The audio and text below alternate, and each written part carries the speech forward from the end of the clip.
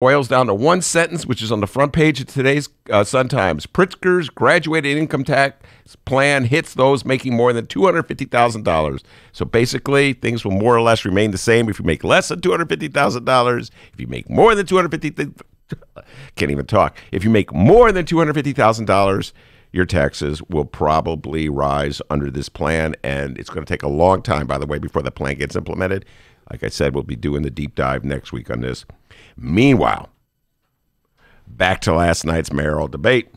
It was pretty much the same thing. Carol Marin trying to just eke a detail from Preckwinkle or Lightfoot of what they might do to have to raise taxes to meet the obligations that the mayor will have to meet, because Mayor Rahm's leaving a lot of obligations on the table, which are stacking up higher and higher, especially as he rushes through before he leaves office about $2.3 billion worth of TIF spending.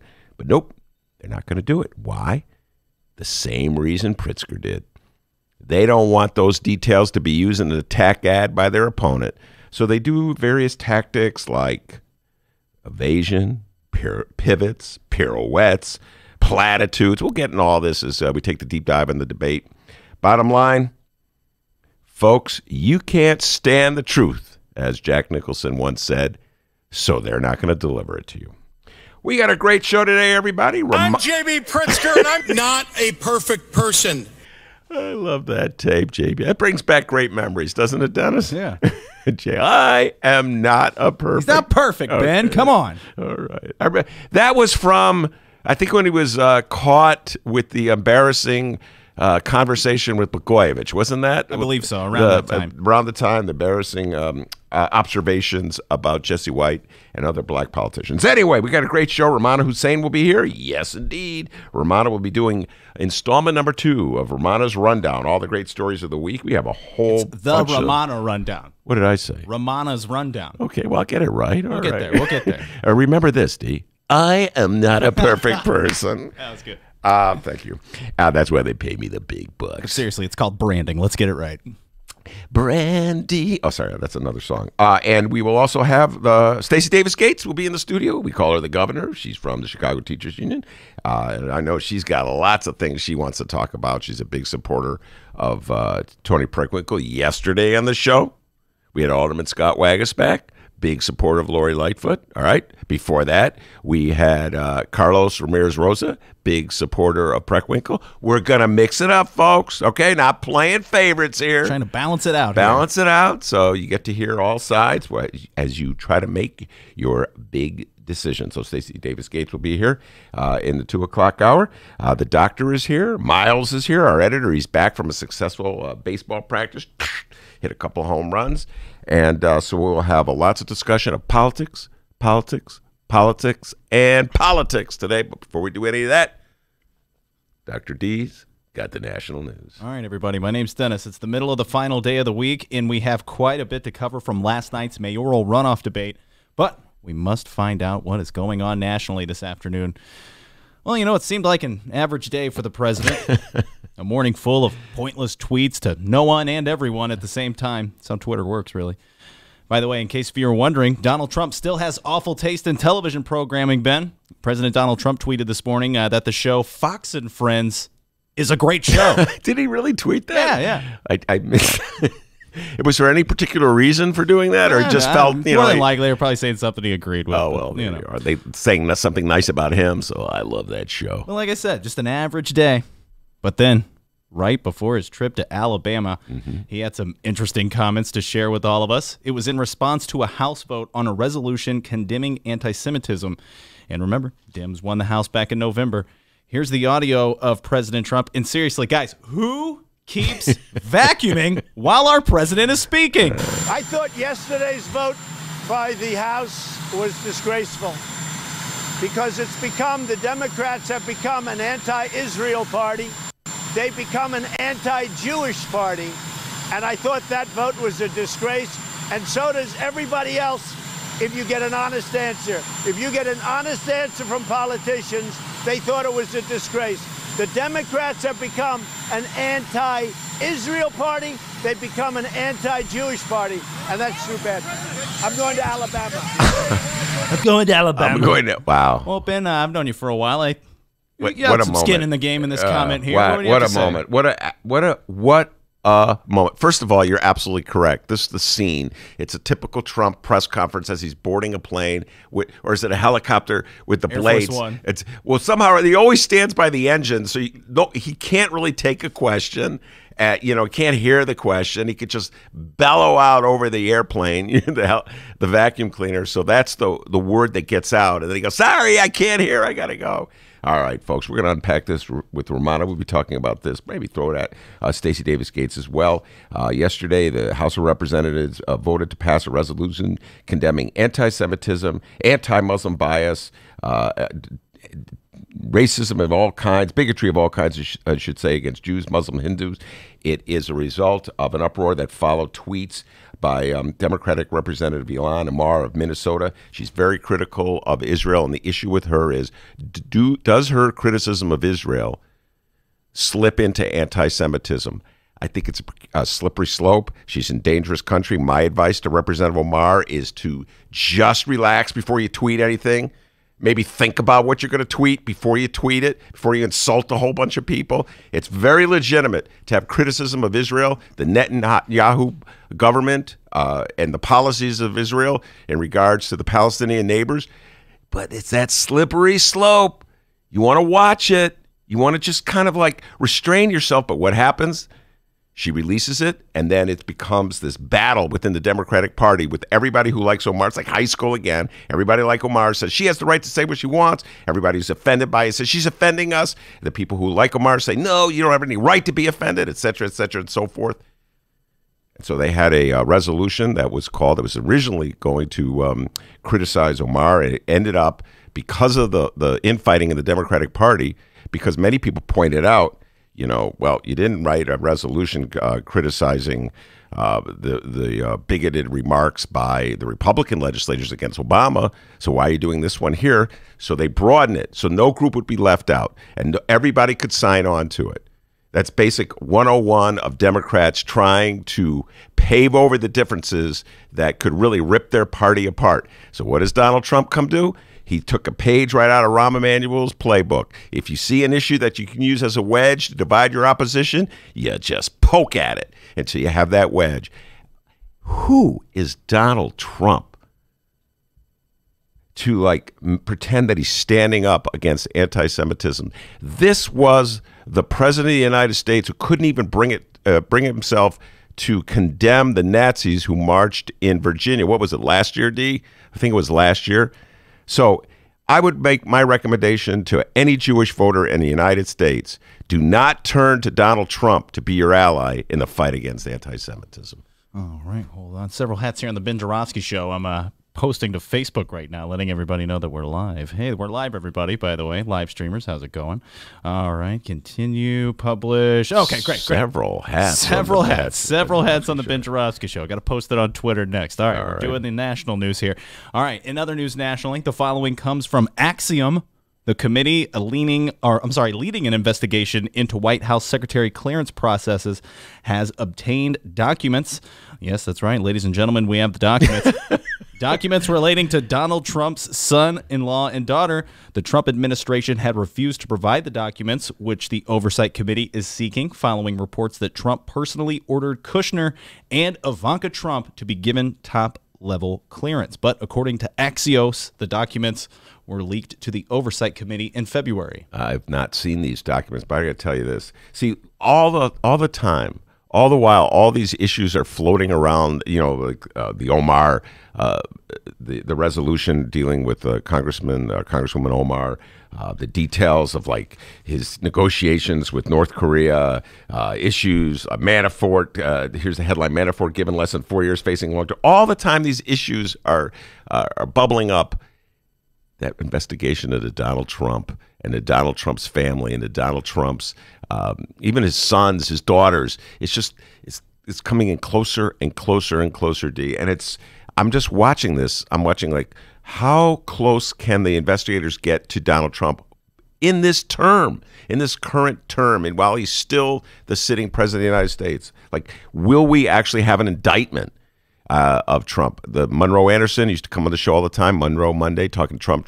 By the way, Monroe will be back this Tuesday. Nice to hear It'll that, listeners. Monroe Monday, but only on a Tuesday. Let's really confuse people with branding, all right? There you go. If you thought I had trouble with the Romano rundown, wait till I get with Monroe Monday on Tuesdays. He predicted, I think, that Trump will be out of office. When did he say? 4th of July? I don't think he's going to make that prediction, by the way. But no, this is just one more avenue of investigation into Donald Trump. Now, of course, we'll keep you posted on these stories as today's program rolls along. Benny, Jay, for the 4th and final time this week, quick question for you, pal. Yes, sir. You ready to find out what's going on in Chicago and or Illinois? I was born ready. Never a bad answer. Never a bad answer at this time, because coming up after this short little break, people, we are going to take the deep dive on last night's Chicago mayoral debate, and we're going to find out what else is news. I can't wait to watch that debate. I cannot wait to take this deep dive. We'll be right back after this.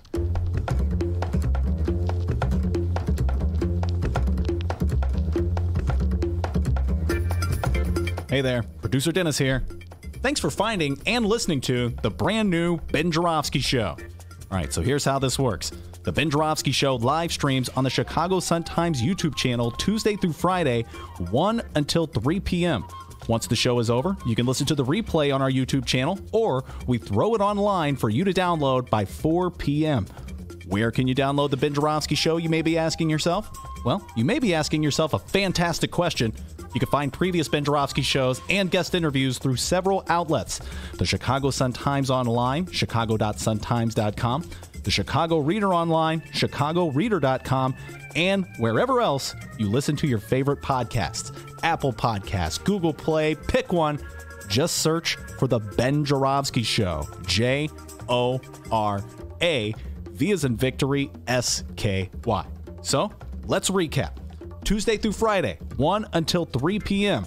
Live streamed on the Chicago Sun-Times YouTube channel and downloadable by 4 at chicago.suntimes.com, chicagoreader.com, and wherever else you listen to your favorite podcast. Yes, the Ben Joravsky Show is back.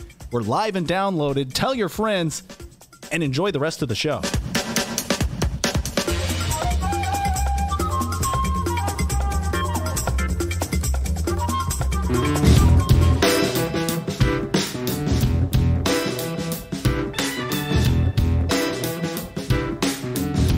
Commercial break over. Welcome back to the Ben Joravsky Show.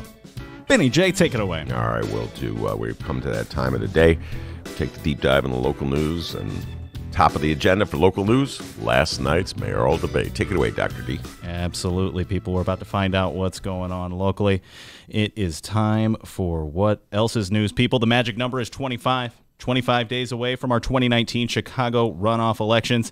And last night was the first, and maybe the only. I'm not sure, actually. Do you know if this is the first or the only No, there'll debate? be other debates, yeah. Okay. In fact, Maya Dukmatsova, who was on the show yesterday, will be a moderator of one of the debates. No way. Well, yeah, she sent me that. I don't know if I was supposed to reveal that. Okay. I let the cat out of the bag. I'm not supposed to do that. All Oh, right, that's pretty sorry. cool, though. Okay, Yeah, so it is the first televised debate between our Chicago mayoral candidates, Cook County Board President Tony Preckwinkle and former prosecutor / former Chicago Police Board President Lori Lightfoot. It was on NBC5 in Telemundo. The moderator was NBC5's Carol Marine, and if you've been following along with us on this show in the last week, you already knew that this was going to happen. Holy cow, this thing got intense fast. It didn't take long, did it? I have Yeah. some audio of last night's debate, but before we get going, Ben, you watched the debate. What were your overall thoughts on last night? Well, I got to tell you, I was impressed by both candidates. Not that they offered any details. As I said earlier, there was a lot of ducking and dodging and evading and pivots going on last night. But I was impressed. They're quick on their feet. They're obviously, they know a lot about government. They've both served government in different areas. I actually, at the risk of sounding overly optimistic, oh God, I always get nervous when I say this. I think we'd be well served by either candidate being elected. So it's one of the first times where I'm not facing a mayoral election with dread at where we're going. A lot of tough choices we're facing as a city of Chicago. A lot of issues of funding. How are we going to fund government, and then how are we going to spend the money that we have? They didn't get into any specifics. There were no questions asked, for instance, about the TIF program, about the two humongous TIF deals that they'll inherit. So there was a lack of details last night, but I'm confident that both people know what the what's at stake anyway. Now, because this really wasn't a thing before the runoff, has to be noted, the beef between our two runoff candidates has escalated so quickly. Mm-hmm. It's insane to think that these two have only been in the runoff for a little over 1 week, right? Yeah. Man, goodness. But it's like they've been fighting for years. Yeah, this thing's went to Hillary Bernie status in no time. Yeah. All right, so which Democratic candidate is the best fit to be mayor of our city? Which will properly address our city's problems? Well, before we hear about our issues, we first need to hear about their issues. Let's get started. The first question went to Tony Preckwinkle. Once again, shout out to NBC5 for the audio. Ms. Preckwinkle, if elected, you'll be the first person since Richard J. Daley to control both the mayor's office and the Cook County Democratic Party. Even one of your own commercials calls you a boss. As we sit here in 2019, should one person have that much power? You know, I was elected committeeman in 1992, Carol, and I worked very hard for more than 20 years to try to make the party more inclusive, to make it more diverse. And most of the time I was banging my head against the wall. And I'm very grateful for the opportunity now to make the party inclusive and diverse and represent the entire city and county. You know, we created an executive committee, and that executive committee has 3 members of the Latinx community, 4 African Americans out of 10. So I've created an executive committee that's as diverse as the county, and I want to ensure that the party reflects the diversity. But 19 years as an alderman, 9 years as a county board president, that would make you an insider, right? You know, I got elected alderman on my 3rd try. I beat the machine. I was the first woman elected alderman of the 4th Ward. When I came to the city council, I formed the Progressive Caucus, one of 3 founders of the Progressive Caucus. I sponsored and supported strongly every single affordable housing and living wage ordinance that came before the body. That's a progressive record. And when I was serving my constituents, we strengthened our neighborhood schools. We built a lot of housing. I think it's 1,500 units. So we strengthened struggling communities, and we worked hard to address the public safety challenges that our communities face. All right, that is a classic pivot. The original question that Carol Maureen posed was very specific. It was, if you are elected mayor and you're holding on to your position as county chair of the Democratic Party, will you have too much power? Is that too much power for one person? That was the question that was asked of Tony Preckwinkle. I've been asking Tony Preckwinkle questions for years, Dee, and I realize she is the master of not answering a question that you ask her, but answering the question that she wants to answer. In this case, she wanted to answer a question talking about how under her reign at the party, they've been more inclusive and diverse in who they appoint or run for office, a draft to run for office. So that was, the question had to do with power. She answered a question about what a great job she's done as party chair, not dealing with the power issue, as opposed to saying, well, you know, if elected mayor, I'll step down as party chair. You know, that would have been a very specific answer, but she wasn't willing to do that. She doesn't want to do that, apparently, or she doesn't want to make the commitment now. And then, of course, Carol Maureen sort of pivoted with the second part of the question. Instead of pressing it on the, well, is it too much power? She said, are you an insider? And I thought Tony's response to that was pretty good, sort of tracing her evolution from a maverick. She defeated Tim Evans back in, 1991 for alderman. She ran as an independent and played that sort of maverick independent role in the Chicago City Council throughout the 90s. So she has sort of evolved into a party animal, if you will, evolved into a political boss. That's what she was saying in so many words. So there were 2-part question there, but she clearly ducked and dodged what I consider the most important part, which is it too much power in one person to hold the party position and the mayoralty? I just hear you say Tony Preckwinkle has evolved into a party animal. Parties you going to? Okay, not parties like rock and roll or whatever that. Okay. Party as in Democratic or Republican. Okay. All right. Well, so far, so good. Now let's hear the first question for Lori Lightfoot. Ms. Lightfoot, the Preckwinkle team paints you as an insider, a partner in a top Chicago law firm, a city hall appointee to a number of prominent positions under 2 mayors. You know your way around City Hall. Would that also define you as an insider? You know, I think it's interesting and frankly disappointing that Toni Preckwinkle and her people would try to criticize me for being successful. I come from a working class family. My father worked 2 and 3 jobs my entire growing up years.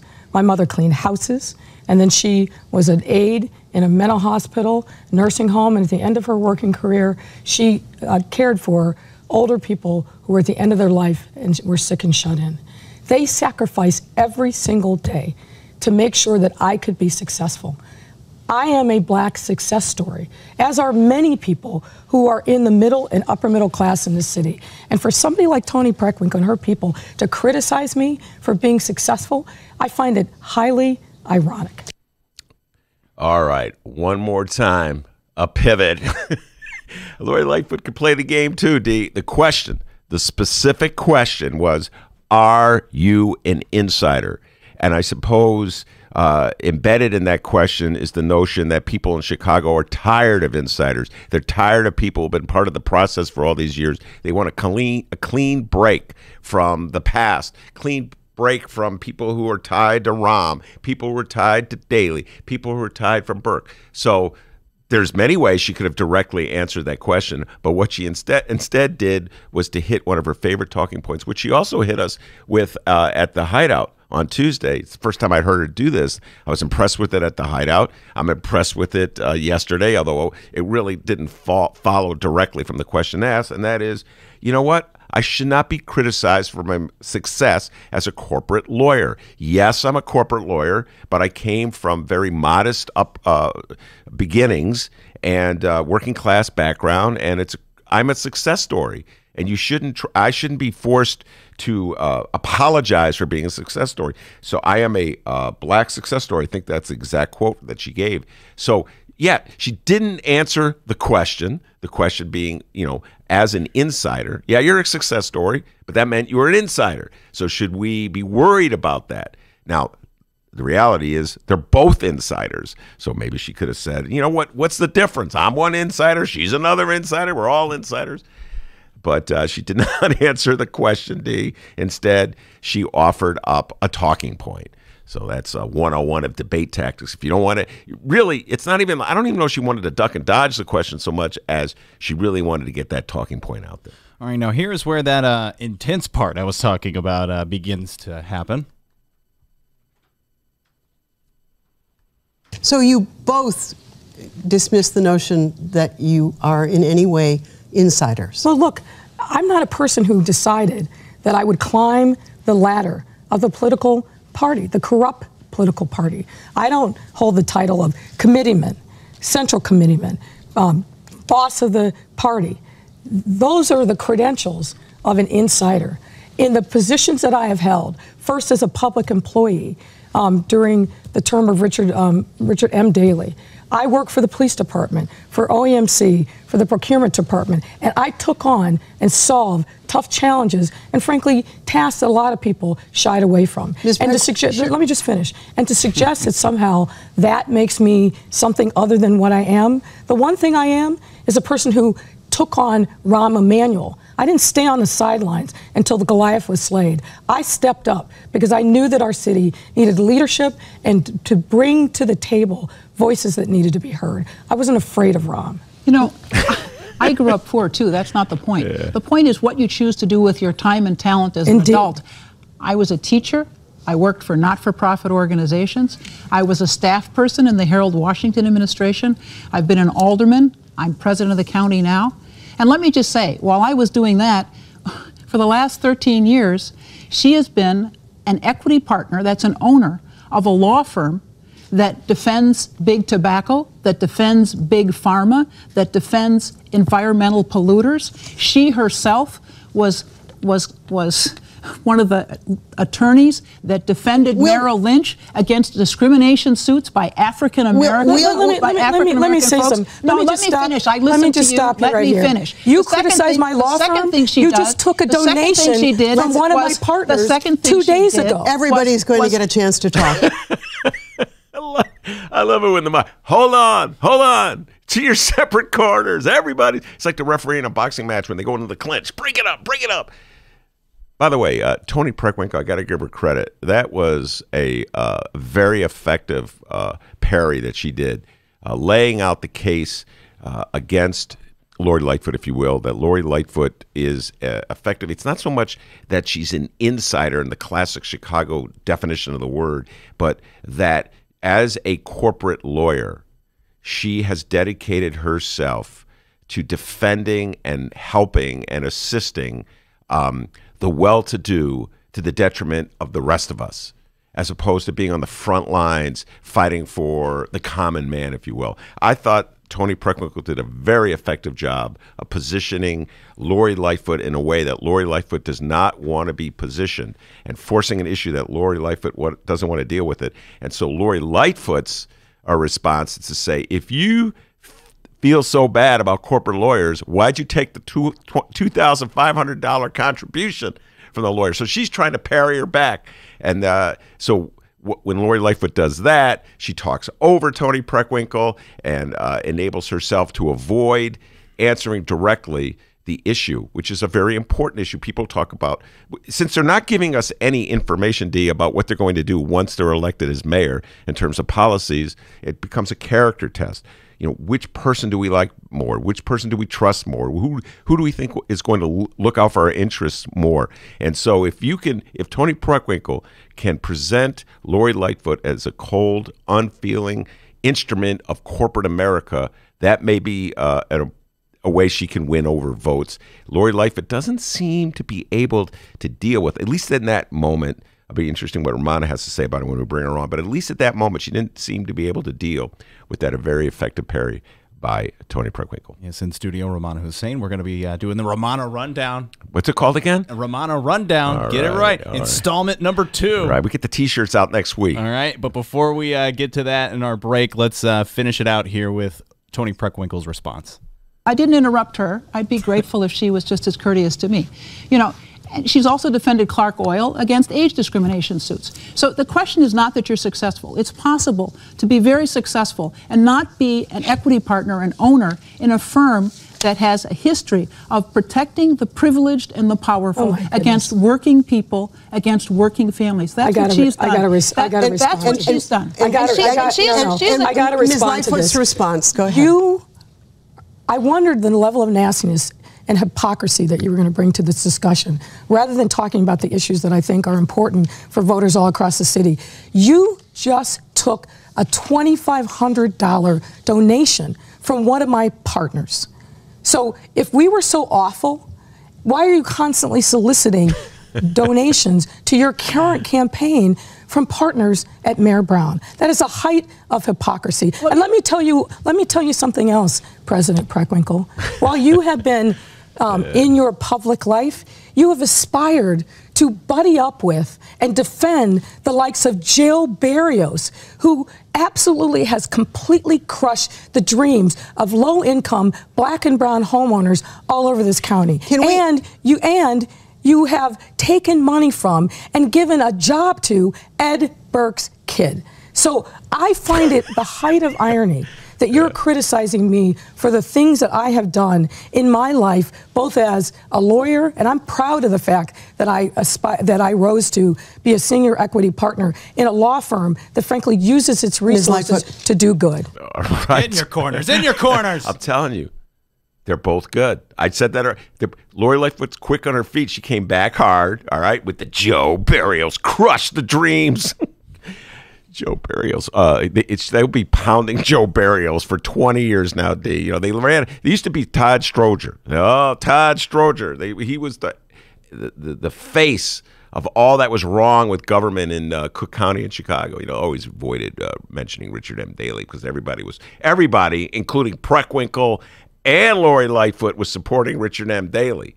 right? But they beat up on Todd Stroger. So now they're beating up on Joe Barrios, forgetting, of course, you know, the support that that they gave for years and years to Daley. So, yeah, very effective, I thought, by both Preckwinkle and Lightfoot. Now, I have other clips of last night's debate, and we're going to play those clips throughout today's show, especially with our 2 o'clock guest, the one and only Stacey Davis Gates. We're going to hear Tony on her relationship with Ed Burke. Lori Lightfoot talks Laquan McDonald. And Tony Preckwinkle, we're going to find out what her favorite song to dance to is. Oh, yeah. That was hilarious. Get Tony's ready. favorite song. It's a great song, but nobody dances to it. Anyway. All of that coming up. Good stuff. Just like that, you're now in the know of what's going on in Chicago, and now you will have an answer the next time someone asks you, hey, what else is news? All right, let me tell you something. Tell me. Something our 2 o'clock guest, Stacey Davis Gates, thinks. Okay. Something that Stacey Sky King of the Chicago Bulls thinks. Sure. And something that Stacey Jackson, a kid I went to high school, thinks. Hey, Stacey. You did a great job. Give yourself a raise. Take it out of petty cash. We got Romano Hussein in the studio. We'll be right back after this.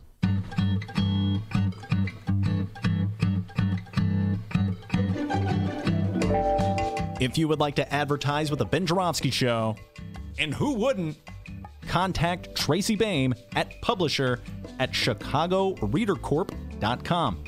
We have several advertising options for your business or organization, and quite frankly, we would love nothing more than to tell our listeners all about it.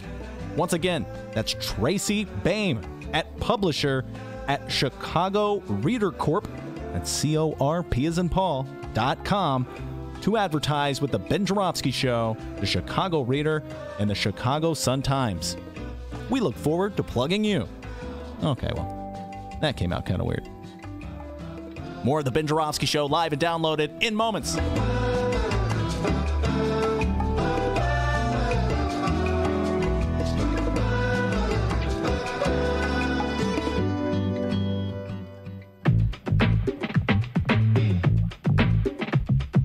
Ben Joravsky Show is brought to you by the Chicago Sun-Times. For the latest in Chicago and Illinois news, sports, weather, and the latest in national news from a real Chicago frame of mind and real Chicago writers, check out the Chicago Sun-Times. Read the daily paper or online at chicago.suntimes.com. And hey, if you have a little extra cash, subscribe. And by the Chicago Reader. For a deeper dive in the daily Chicago news and for all of what's going on in this city, you gotta read the Reader. Music, arts and culture, film, extensive event calendars, concert listings, and more, including weekly political columns from writers like Maya Dukmasova and, yes, our very own Ben Joravsky. The Chicago Reader is free in newsstands and at chicagoreader.com. That's chicagoreader.com.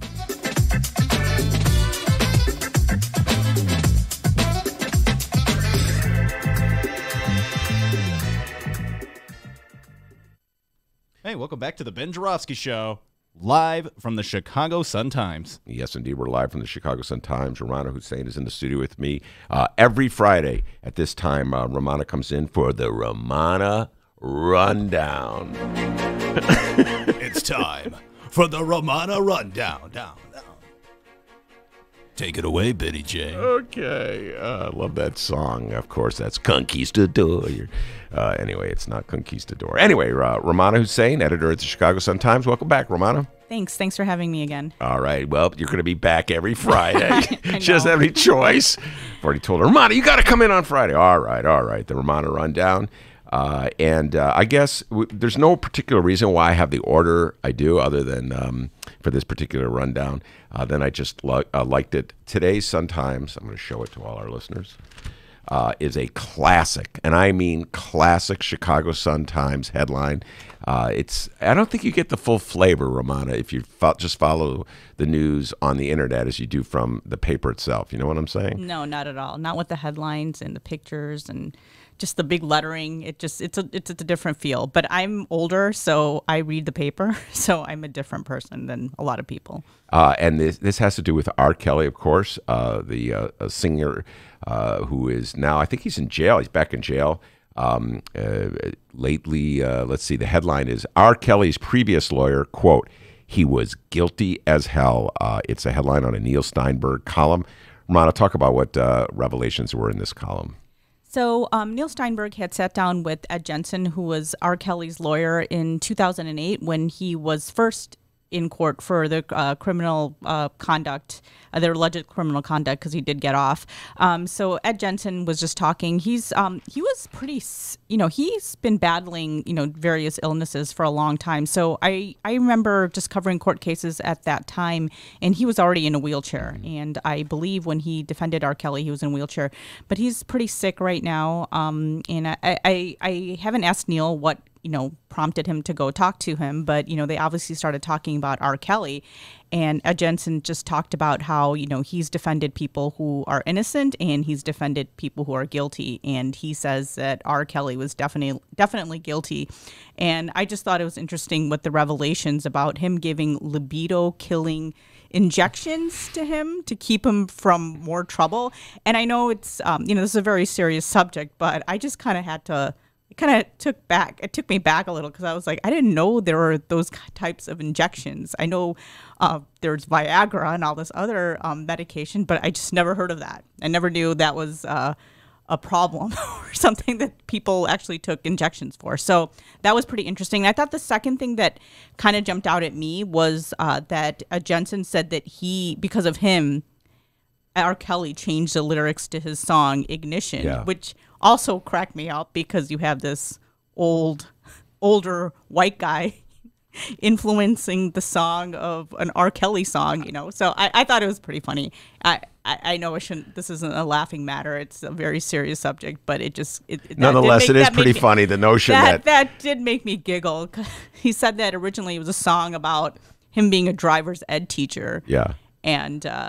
And then, he's just like listening to the lyrics. And I just can't imagine Ed Jensen driving his car listening to R. Kelly. It just kind of cracked me up. I don't know. No, there's some very funny bits in this column. I urge everyone to read it. Neil Steinberg's column, Blast from the Past. It's entitled, when you go into the inside page, Ed Jensen. Romano, you covered the criminal court building for several years here at the Chicago Sun-Times. Is one of the great characters of the criminal court building, a defense lawyer, very theatrical in his presentation. He's been hired by all kinds of notorious defendants. And the notion, so many cops and prosecutors that I've talked to down through the years, they just cannot stand criminal defense lawyers because they view it that the defense lawyers know that their clients are probably guilty of the charges they're up against, and yet they're going to use every trick of the book, everything they can to get that person off, because that's their mission is not justice. Their mission is not the truth. This is what cops say about it. Their mission is victory and to stymie truth. And Jensen kind of plays into this with this confession to Neil Steinberg. Yeah, I think it's pretty interesting too. Incidentally, my grandfather was a criminal defense attorney, but in India. And my mom says she remembers just like, him talking to his clients. And she's like, I'm pretty sure there are some people that had committed murder. She said she remembers one time, and she just remembers the guy talking to my grandfather, and he was kind of giving him tips on like how to testify. And my mom's like, I still remember that. So, I'm sure some criminal defense attorneys, they have to do that. They're hired to do that, to defend someone. And everybody does have a right to a fair trial. So they're trying to do everything within their practice to do what they feel is right, to give this person a fair trial. And, they kind of work within the law, and, people are listening to them, the jury's listening to them. When it's a judge, they're listening to them. So they work within the legal framework, and everybody does deserve, a fair trial. So that's what the viewpoint they're going from. And, obviously police and prosecutors have a totally different perspective. I mean, I don't know if what do they want defense attorneys to do? Just say, oh yeah, he's guilty? I mean, I just think it's interesting that, he's going off and saying that by the he way, was guilty. Many of the same police officers who complain about the tactics of the Ed Jensens of the world would be the first to hire Ed Jensen. Yeah. And the guy who Herbert, who got Dan Herbert, Van Dyke off, was using so many tricks of the trade that criminal defense lawyers do. Because when it's you, it's different. It's different, and it shouldn't be that way. So I think defense attorneys will tell you, they're giving their client a fair trial, and they were hired to defend this person and to prove their innocence. Yeah. So I'm sure a lot of people think differently. I've talked to defense attorneys, and they told me, They talk to their clients. They've gotten punched in the face. They're still defending this person. And so, it's just an interesting dynamic. And I think a lot of defense attorneys will, they just have a different viewpoint. Well, but I did think this was interesting because it's Ed Jensen saying this. Ed Jensen revealed to Neil Steinberg, he said, he's still around at 77, though ill, his usual candor honed by the approach of death. That's Neil writing. And here's a quote. "I have bile duct cancer," Jensen said. The doctors gave him 90 days to live. That was a year and a half ago. They don't know what they're doing. When I read that, I just laughed out loud. Yeah, that made me laugh too because there's my father was a doctor and there's doctors in my family. So you got a lawyer for a grandfather, a father's a doctor. I know you're gonna think I'm lying, but this is a mayoral side, but my brother-in-law had Willie Wilson as a patient, and Willie Wilson was telling him, I'm running for mayor. And my brother-in-law, he pays attention to national politics more than he does to local politics. And this is before all the field of candidates came out and he saw pictures and he's like, he just kind of laughed it off. And he goes, "Oh, that's interesting." And then, lo and behold, he's like, "Wait, I had this patient and he told me he was going to run for mayor. I thought he was kidding." And then I go, "Which one was it?" And he goes, "Willie Wilson." Yeah, so, no, those are like the revelations that you pick up from time to time. This is not one of the things I had on the list of the Romano rundown, but there was also a story in today's Sun-Times. Northwestern Hospital employees said they were fired over Smollett Records, Jussie Smollett. So it's like these little innocent conversations that doctors have, and suddenly they have reverberations working against them. That was in today's paper as well. And with Ed Jensen, there are a lot of miracles. Doctors. My father used to say, "We only know doctors know maybe 20% of how the human body works. Everything else is a mystery. That's why they have continuing education." So a lot of doctors will say, "Oh, you only have 3 months to live," and a lot of times they are right, but they bet not be right all the time. I bet I just love Jensen. They don't know what they're talking about. I thought that was pretty funny too. That made me laugh too. The ignition, the libido killing drugs, and the that is so bizarre. That's one of the only R. Kelly song I know. That ignition song. And to think that a 77-year-old white guy wrote to some key, I'm starting to wonder about that one. I just thought it was funny. I just couldn't imagine him driving his car listening to. You can't put that in there. Take that out. Yeah. All right. Maybe you need to change the lyrics a little. And the number 2 on our list from the Romano rundown of things that went on this week. Congresswoman Ilhan Omar from Minnesota got in trouble with one of her tweets again, and it led to a big to-do in Congress. And here's the lead on the story from today's New York Times, Romano. It started as a resolution condemning anti-Semitism. Then anti-Muslim bias was added in. After that came white supremacy, and by the end it cited African Americans, Native Americans, and other people of color, Jews, Muslims, Hindus, Sikhs, immigrants, and others victimized by bigotry. The resolution condemning hateful expression of intolerance, which passed the House by an overwhelming vote of 407 to 23, was as much a statement of Democrats' values as their factionalism. That's the lead in the New York Times on it. What's sort of your general thoughts about this story? I'm a Muslim woman of color, and so I definitely have a viewpoint on this issue. I'm an old-fashioned journalist. I try to keep my viewpoints suppressed, but it's really hard. I do think, I think the resolution, obviously it's needed in this day and age, and Ilhan Omar was one of the ones who signed off on this as well. I think all the Republicans voted against it, which I thought was pretty interesting.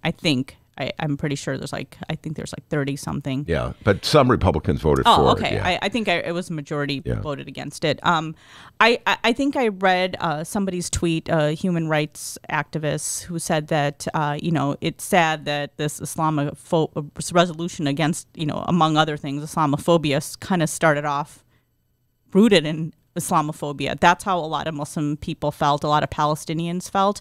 Obviously, this is a very, very sensitive subject. I grew up in a mostly Jewish neighborhood. There are some Jewish friends that I can talk about the Israeli-Palestinian conflict with, and there are some I can't. Mm-hmm. I mean, we're just going to have different viewpoints no matter what. And I, grew up in a Muslim household. And, there were a lot of talks about how the Palestinians are mistreated and how many there's human rights violations in Israel, but the United States doesn't really do anything about it. So, there's definitely discussion about it. But I think it's interesting that the debate is changing a little. I didn't know if it was a tweet that got, the initial controversy that happened with the Congressman Omar was the tweet that she had said all about the Benjamins. And that was So I heard that this was like she went into a bookstore and she's talking about how whenever she's criticized for, condemning Israel for human rights violations. And he said, I want to talk about political influence in this country that says it is okay for people to push allegiance to a foreign country. And I think that's what got some people that said that it was an anti-Semitic comment is because, historically Jewish people were, questioned about their allegiance to the country. So, and saying that, they have this allegiance to Israel and that's it. So it's definitely, it got interesting. And I think a lot of people felt like she was unfairly singled out because she is visibly a Muslim with the hijab on and a black woman. So I thought the debate got really interesting. I also thought it was interesting that Rahm Emanuel weighed in. Well, we'll get to that in a little while. But my recommendation to Congresswoman Omar, stay away from Twitter. She's still on Twitter. She's got some issues with the Twitter. She's been tweeting because Meghan McCain started crying about it, how she said she was scared of Congressman Omar. So that created another controversy because people like, oh, this white woman scared of a black woman. So that's another trope. So I'm just saying that she's continuing to tweet. I'm just letting you know. Yeah. Well, I just think in general people should just have a little more restraint on Twitter. I think that clearly, speaking of Rahm, Rahm gave advice to Democrats a while ago. I can't remember which talk show he was on. He says, see where the divide is in the Republican Party. See where you can really stick that wedge in and then stick it in there and work it. So you work one faction against the other faction. Donald Trump is obviously learning from the same school that Rahm is. So today, I don't know if you heard this, you were probably coming into the studio. He gave one of his famous press conferences in front of the airplane with you can't ask a question because the engine is drowning out the reporter's questions, where he accused Democrats of being anti-Jewish.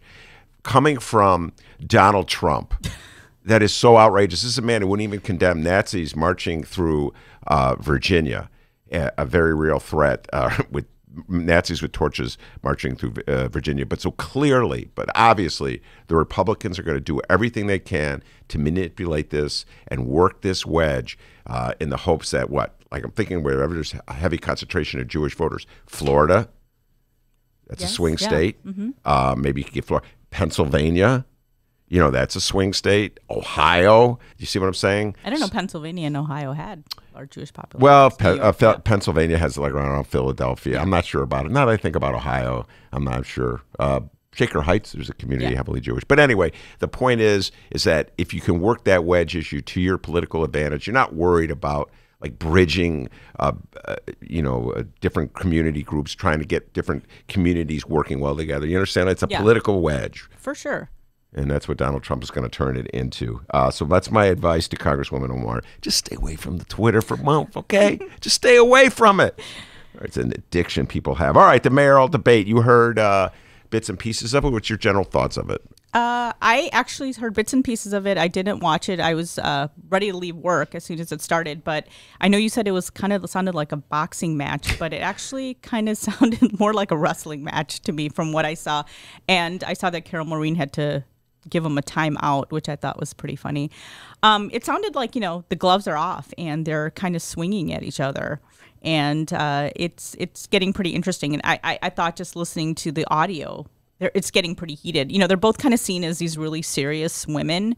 And, I know Toni Preckwinkle is kind of like seen as this person who doesn't really show emotion that much. And so they both seem very serious and stoic. And it seemed like they had a lot of passion last night and because we're just taking the swings. And I think that's the strategy they're probably going to be going with for the next few weeks. So I think we're going to see a lot more of this before it's over. Well, let me ask you this. When you hear and remove as much as you can the journalist in you and just talk about the voter or the consumer in you, when you hear these general accusations that each camp throws at the other, like these are character assassination points. Yes. All right. So Tony is saying corporate lawyer, okay? Corporate lawyer. She's represented the wealthy at the detriment to everybody else. That's Tony's character assassination. And Lori Lightfoot is coming back at her as party hack. party hack. Her loyalty is to her Confederates in the Democratic Party, be they Ed Burke or Joe Barrios, who have worked against your interests for all these years. So you hear these two general character assassinations being lobbed. Which one do you think is more effective, or how do they both sort of parallel to each other? I think it's interesting because, we're journalists, so we're going to look at it from a different point of view. I know you told me to take off my journalist hat. Take it off. Come on, let it fly. But I could feel like, I don't know, maybe some people don't think being a corporate lawyer is that bad. Maybe some people think it's a good thing. They're like, she's making money. She's successful. Look at Donald Trump. People like the fact that has money. I'm just saying. I'm like, what? No. I mean, not. I'm not saying me particularly or you, but I'm just saying there is this kind of like people see this as a success story, and she's saying, why should I be penalized because I'm successful? There are definitely progressives who will look at that and they hear corporate lawyer and they think, oh, that's a dirty word. There will be people who are saying they want someone who has experience in politics. Look at Tony Preckwinkle, and they say, they don't want someone who just is like, just walking in without any experience. So like, fine, she has all these ties. So I don't know, I try to look, it's really hard for me to kind of separate myself from the journalist because I don't know, like I think a lot of people do think being a corporate lawyer is probably great. I mean, she's making a lot of money. She's successful. She's been able to use that. And she's, like she said, for, getting visibility and, trying to, be the next mayor of Chicago. So I don't think it's necessarily, people might be looking at, who they're getting the endorsements from and maybe like what they're going to do. I think a lot of people will, I'm surprised that Tony's soda tax proposal hasn't come up, or soda tax come up. I don't think it came up in the debate at all. Because a lot of people, I've seen, just like anecdotally, people refer to her as Taxwinkle, and I've seen like the average person, like they think that's like the worst thing that she's done. So I'm saying, I'm trying to look as, what I'm seeing on my Facebook, what I'm seeing on Twitter, just anecdotally what I hear people say about them. So I think it'll be pretty interesting. And with Lori Lightfoot, some people think the fact that she was on the police board, she's a cop. She's more of a prosecutor type. So why would we trust her? But then there are some people who, want someone who has a police background or, understands that. So I think it's a little more nuanced. It's not that black and white, and we see it a little differently as journalists. Now, as a journalist, when you watch a debate, I know this is, I'm this way. I can't ever really turn off the journalist. Yeah, I can't either. But you hear like a correct question is asked of a candidate, and they don't answer the question directly. That like triggers, and both of them did that last night. Yeah, it wasn't just one. That annoys me as a journalist because I'm like, I want to hear them answer the question. And, as entertaining as it can be with them, like, ripping at each other. I mean, it is entertaining to some extent. To some extent, it is entertaining. But at the same time, we want them to give hard answers to questions that we want answered. And as journalists, we're so used to people evading questions, and that really infuriates us. So that's why it's hard to separate the journalist from the regular viewer. All right, now let me ask this one. Toward the end of the debate, I think it was the last question. Stacey Davis Gates is in the studio. We're going to bring her. I'm going to ask her all these questions too. So Stacey, pay attention, take notes. Near the end of the debate, I forget how Carol Maureen did it, but she said, "Say something nice about your opponent." They didn't, right? I heard that they did. No. So what Tony said, I forget what Lori said that was nice about Tony. I just literally cannot remember what Lori said that was nice. I'm sure it was really nice. Okay. So then Tony said, what I really admire, and I'm paraphrasing, is that you're out about your sexuality, that you're an openly lesbian. And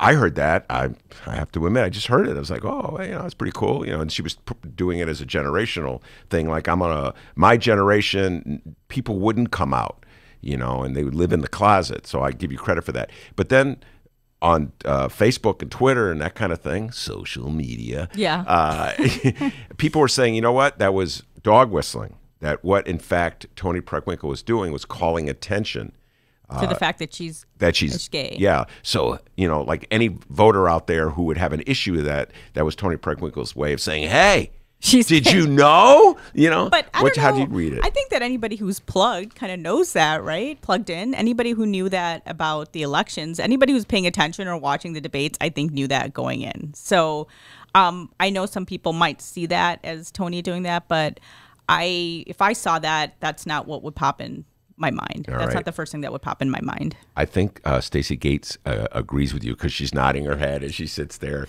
Stacey Davis Gates is our next guest. Romano Hussein doing the Romano Rundown. We're gonna have T-shirts made out for the Romano Rundown, right? I forgot to talk about Ram, but that's Oh! okay. But I yes. just wanted to point out one thing. Yes. So like he had the article in the Atlantic, and Yes. he just basically, which was fine. I think it was right for him to have his viewpoint. But a lot of me and my friends, and one of my Palestinian friends pointed out this sentence in About it. the driving. Yes, about the driving. He said he talked about how Israel's a lot different from its neighbors. That in Israel, women can vote and serve in the armed forces. So can members of the LGBTQ community. Its Arab citizens can vote and form political parties and serve in the Israeli parliament. And Israeli women can drive just as badly as the rest of the population.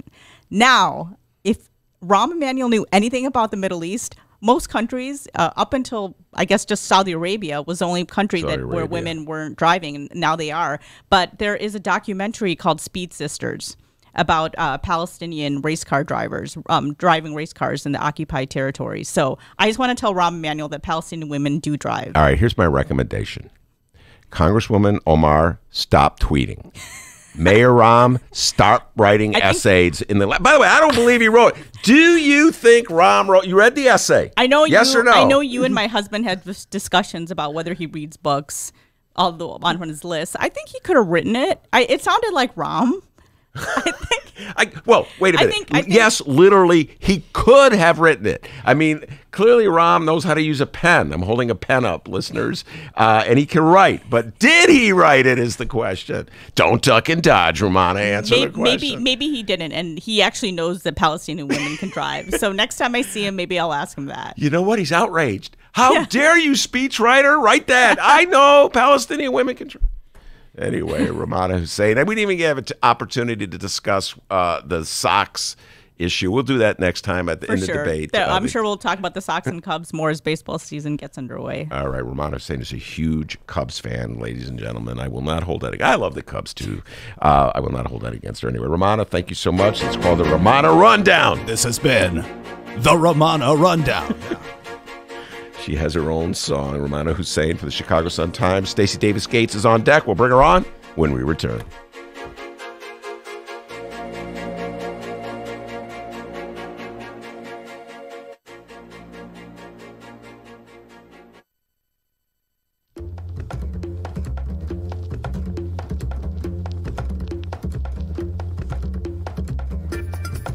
Hey there, producer Dennis here. Thanks for finding and listening to the brand new Ben Joravsky Show. All right, so here's how this works. The Ben Joravsky Show live streams on the Chicago Sun-Times YouTube channel Tuesday through Friday, 1 until 3 p.m. Once the show is over, you can listen to the replay on our YouTube channel, or we throw it online for you to download by 4 p.m. Where can you download the Ben Joravsky Show, you may be asking yourself? Well, you may be asking yourself a fantastic question. You can find previous Ben Joravsky shows and guest interviews through several outlets. The Chicago Sun-Times online, chicago.suntimes.com, the Chicago Reader online, chicagoreader.com, and wherever else you listen to your favorite podcasts. Apple Podcasts, Google Play, pick one. Just search for The Ben Joravsky Show. J-O-R-A, V as in victory, S-K-Y. So, let's recap. Tuesday through Friday, 1 until 3 p.m. Live streamed on the Chicago Sun-Times YouTube channel and downloadable by 4 at chicago.suntimes.com, chicagoreader.com, and wherever else you listen to your favorite podcast. Yes, the Ben Joravsky Show is back. We're live and downloaded. Tell your friends and enjoy the rest of the show.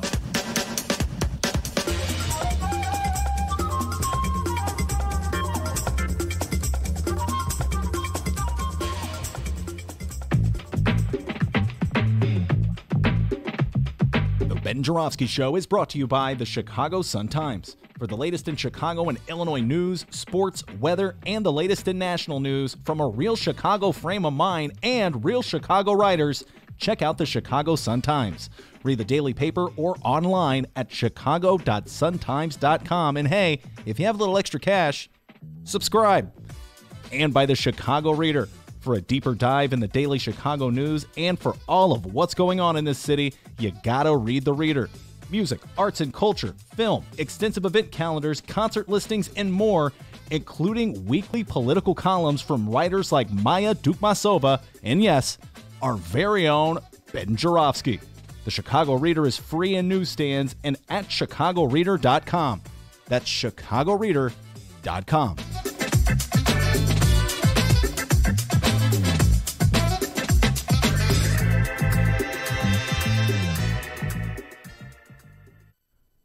Hey, how's it going, everybody? The Ben Joravsky Show, hour number 2 for your Friday, March 8th is moments away. But before we get started, we would love to remind everybody that this show is powered by unions. Yes, these hardworking men and women were kind enough to get behind us in this new venture here. So we would like to take the time and thank the following unions for making this show possible. First up, the International Association of Machinists and Aerospace Workers. And no, not Aerosmith workers. Aerospace workers.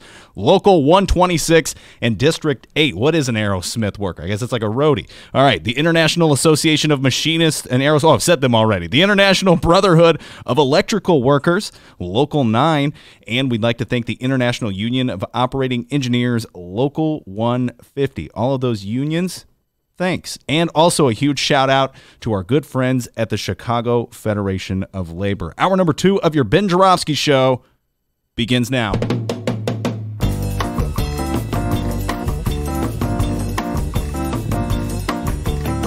Yes, thank goodness it is Friday, March 8th, and live from the Chicago Reader Sun-Times Studios, this is the Ben Joravsky Show. In our final hour of the program, we welcome Stacey Davis Gates. Around here, we call her Governor Gates.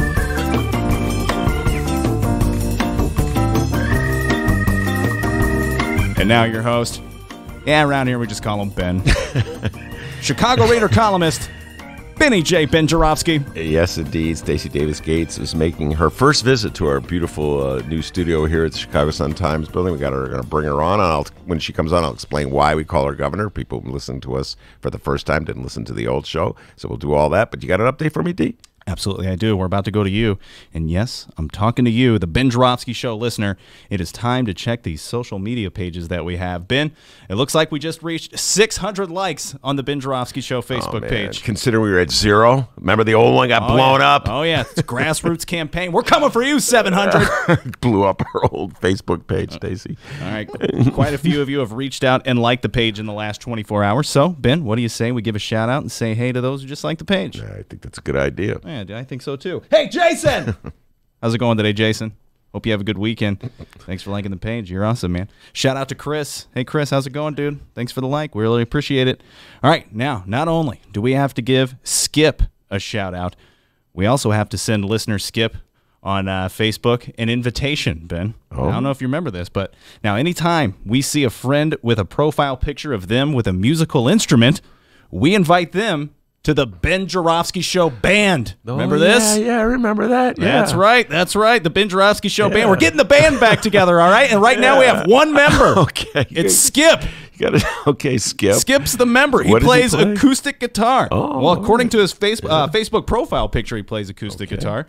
All right. So, by the way, if you play an instrument, give the Ben Joravsky Show a like. Ben, spell that last name for him. Jorav as in victory, as my beloved Bulls will do tonight. SKY. Jorav as in victory. SKY. Find us on Facebook. Give us a like. Tell us what instrument you play. And guess what? Just like that, you're in the band, all right? And before we move on here, Skip, my friend, welcome to the band. We got a gig coming up next Sunday. Hope you can make it. And we actually don't, but we don't play music. I don't know what it is, but it's fun, all right? Skip, this is for you, my man. Whoa! Listen to that acoustic guitar go. Is that, Skip, is that you?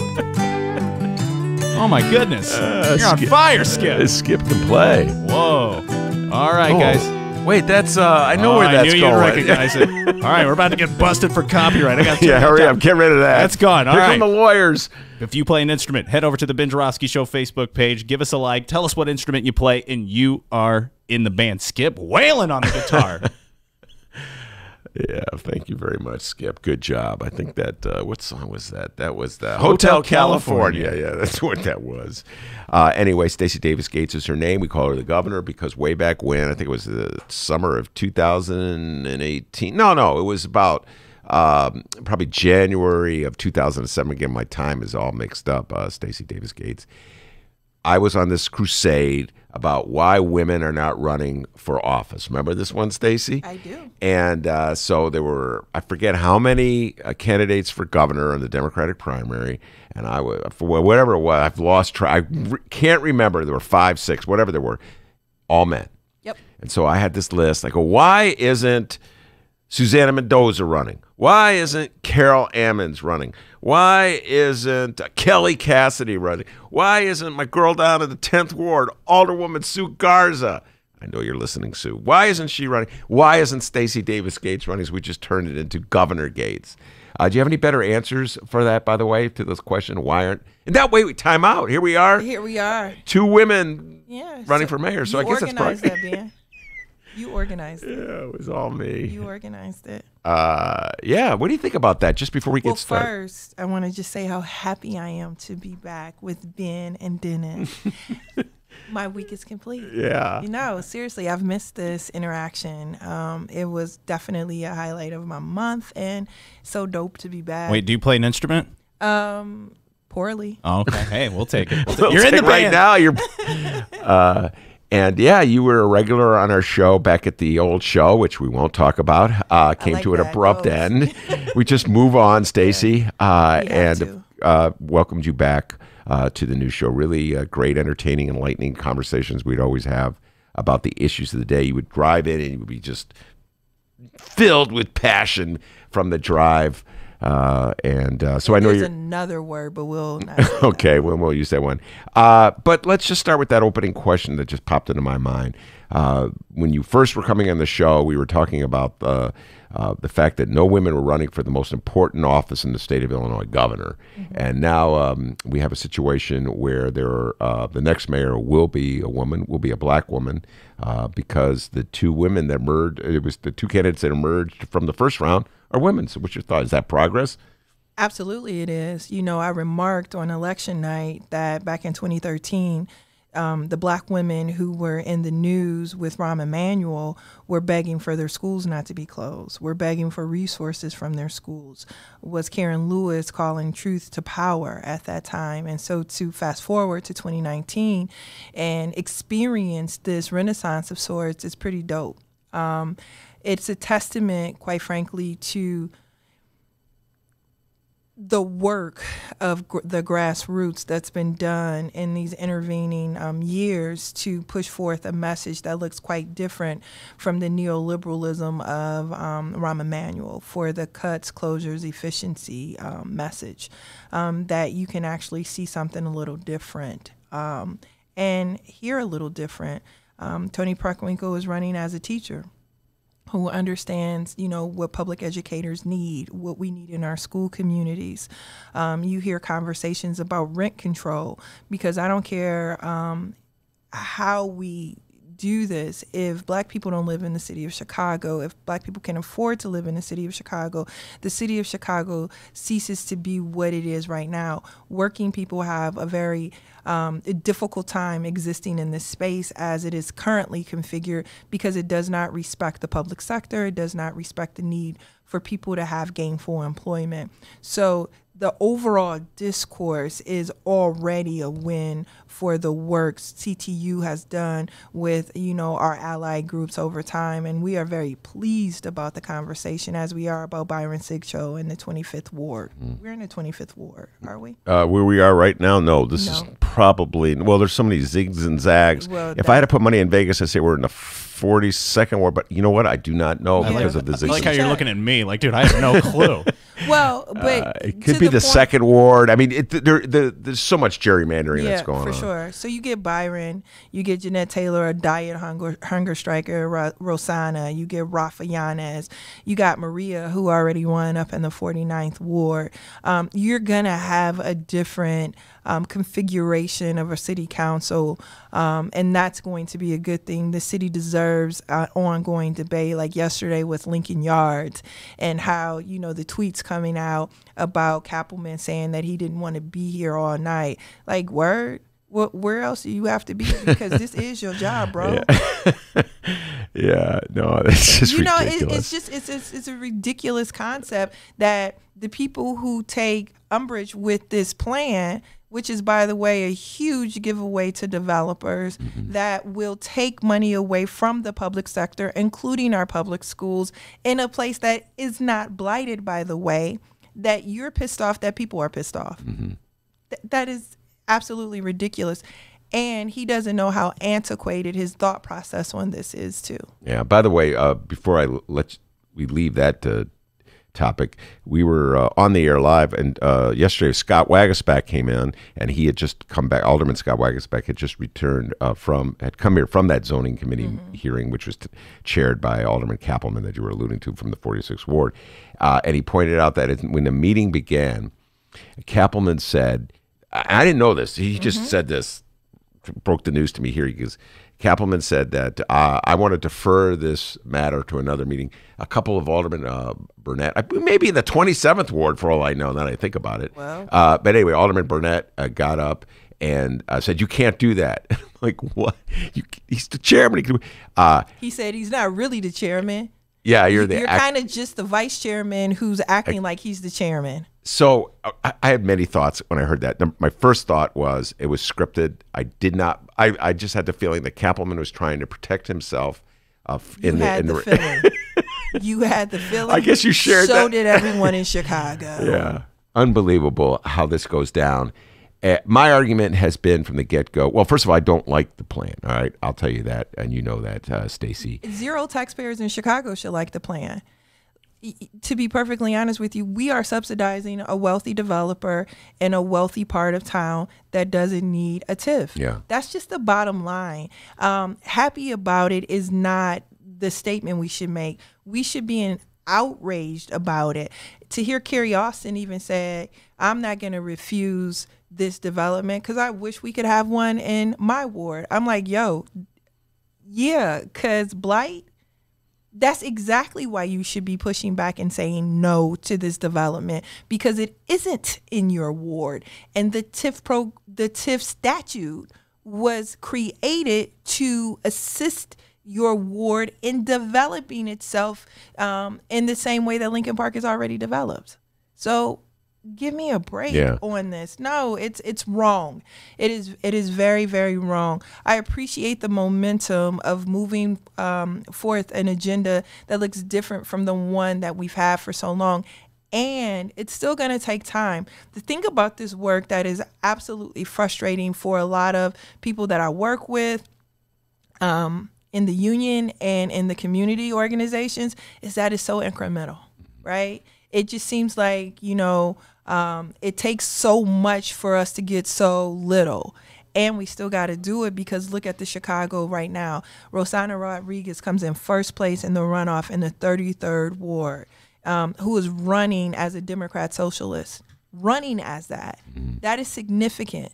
You got a black woman in the 49th ward. You got a black man in the 47th ward. Think about the change that we are making. Yes, it's not enough, and it is change. I tell our members all the time, it's not what we want it to be, but it also isn't what it used to be either. And just going back to that Lincoln Yards thing, I completely agree with you that a program intended to eradicate blight in low-income neighborhoods should be spent in those neighborhoods. But at the very least, the next mayor should not have to have to deal with a program that in this case, she did not approve. So in other words, it's similar to what happened in Wisconsin when the Republicans wanted to saddle Tony Early, the incoming Democratic governor, with all these new rules and regulations and these laws, et cetera. Stacey, those weren't his rules and laws. He's the elected governor of the people of Wisconsin. He should get to run the state the way he has his mandate. Do you follow what I'm saying? And so they're just shackling Tony Preckwinkle and Lori Lightfoot. I told everyone that Ron was going to poke us in the eye a couple of more times before he left town. And this is one of the ultimate pokes. Think about the tremendous pushback on Tiff. You had to, when we settled our contract in 2016, he had to access Tiff money. And it wasn't a question of whether or not he should. The question was how much he's going to use to settle the contract. Mm-hmm. So we had already won the argument. Think about people like you have been beating the drum on Tiff even before Karen Lewis, popularized it in a way that made it like a battle cry, if you will.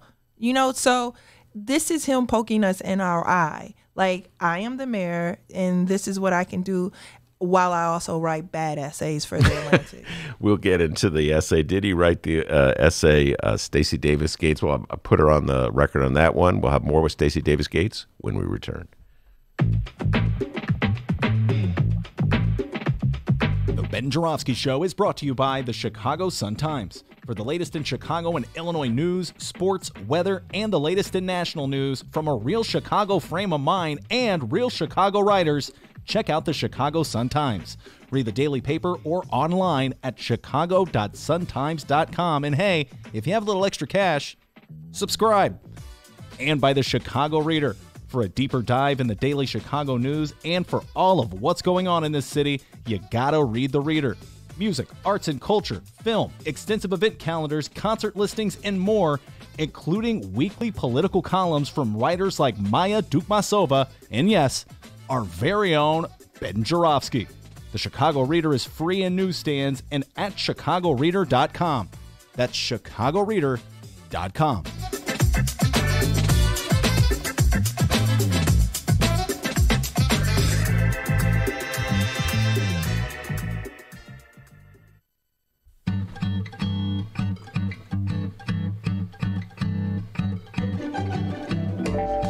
If you would like to advertise with the Ben Joravsky Show, and who wouldn't, contact Tracy Baim at publisher@chicagoreadercorp.com. We have several advertising options for your business or organization, and quite frankly, we would love nothing more than to tell our listeners all about it. Once again, that's Tracy Baim at publisher@chicagoreadercorp, that's CORP as in Paul.com, to advertise with the Ben Joravsky Show, the Chicago Reader, and the Chicago Sun-Times. We look forward to plugging you. Okay, well, that came out kind of weird. More of the Ben Joravsky Show live and downloaded in moments.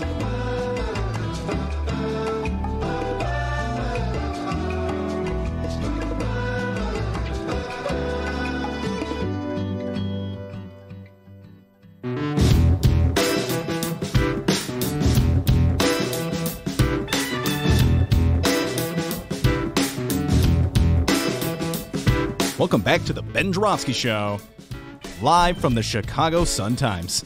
Yes, indeed. We are live from the Chicago Sun-Times. Ben Joravsky here with me in the studio. Stacey Davis Gates from the Chicago Teachers Union. We're talking mayoral politics right now. Stacey, the Chicago Teachers Union has decided to endorse Tony Preckwinkle in this race. You endorsed her the first round. Am I correct? I'm right? Yes. Okay. So let's just start with this question. Why Tony Preckwinkle? Tony's a teacher. And she has identified and agreed with our platform, an elected school board, the ability to get our full bargaining rights restored, the ability to resource schools where our teachers have libraries, counselors, social workers, nurses, the things that schools need in order to work. We've been under the austerity policy of Daley and Rahm for far too long, and it is marginal. You have 41 kindergartners in a classroom over at Wentworth Elementary School.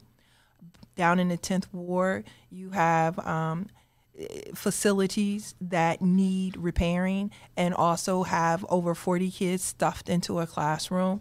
These are failures of Rahm Emanuel, failures of mayoral control, quite frankly. And to be perfectly honest with you, when you get a candidate that says, yes, I want to be your partner, yes, I want to work with you, yes, I want to figure it out with you. Those are things that are music to your ears after all of Forrest Claypool, Barbara Byrd Bennett, and I could keep going, but we have limited time, and if I get to naming them, we'll be off the air. What was the first what was his nickname? Jean-Claude. Oh, yeah, JC. No, his name is Jean-Claude. No, but Ron would call him JC, I'm yeah. gonna call you JC. Yeah. You know how disrespectful, but. And then B3. He gave nicknames to all his... grown black people. Nicknames. Did he give Forrest Claypool a nickname? Fraud. No, I had a bunch of jokes that popped in my mind, but I restrained myself on the jokes. All right, now, when a union makes an endorsement like this in the midst of a contentious race, it could rebound against them. There's a lot of unions strategists say, you know what, I'm staying out of this. We're under mayoral control. Like, the mayor is our boss, quite frankly. And to be even more specific about it, the mayor has stood in the way of legislation in Springfield that will restore all of our bargaining rights, that will provide us an elected school board, that will reform the TIF program and stop hurting the public sector in our schools. He has stood in the way of that. Even when we're able to get stuff out of one chamber, he goes and stands in front of the other chamber. And you know this better than I do, Ben. The mayor of Chicago gets a decent to great amount of deference in Springfield.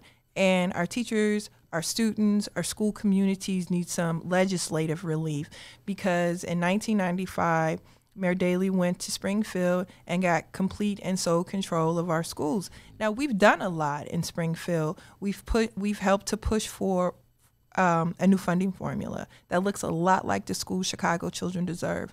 We've also been on the front lines pushing for more revenue and basically calling truth to power when Bruce Rauner was down there tinkering with our state in the way that made it detrimental for everyone that lives in this state. And one of the things I was going to say is that when the teachers union endorsed Tony Preckwinkle, immediately questions posed to Tony Preckwinkle, and you probably heard him. I think they may have been last night. Yeah. Mm-hmm.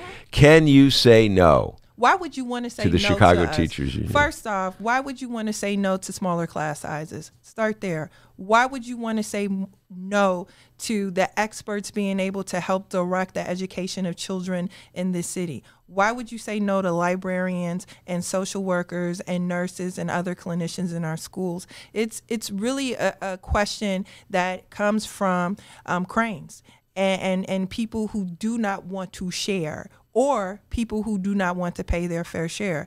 Here's the point. The CTU has been very clear about the need for revenue to resource our schools. And when people ask us how, we say rich people. So this question comes from a space where rich people want to continue to hoard what they have at the expense of the public sector, because they too use the public sector.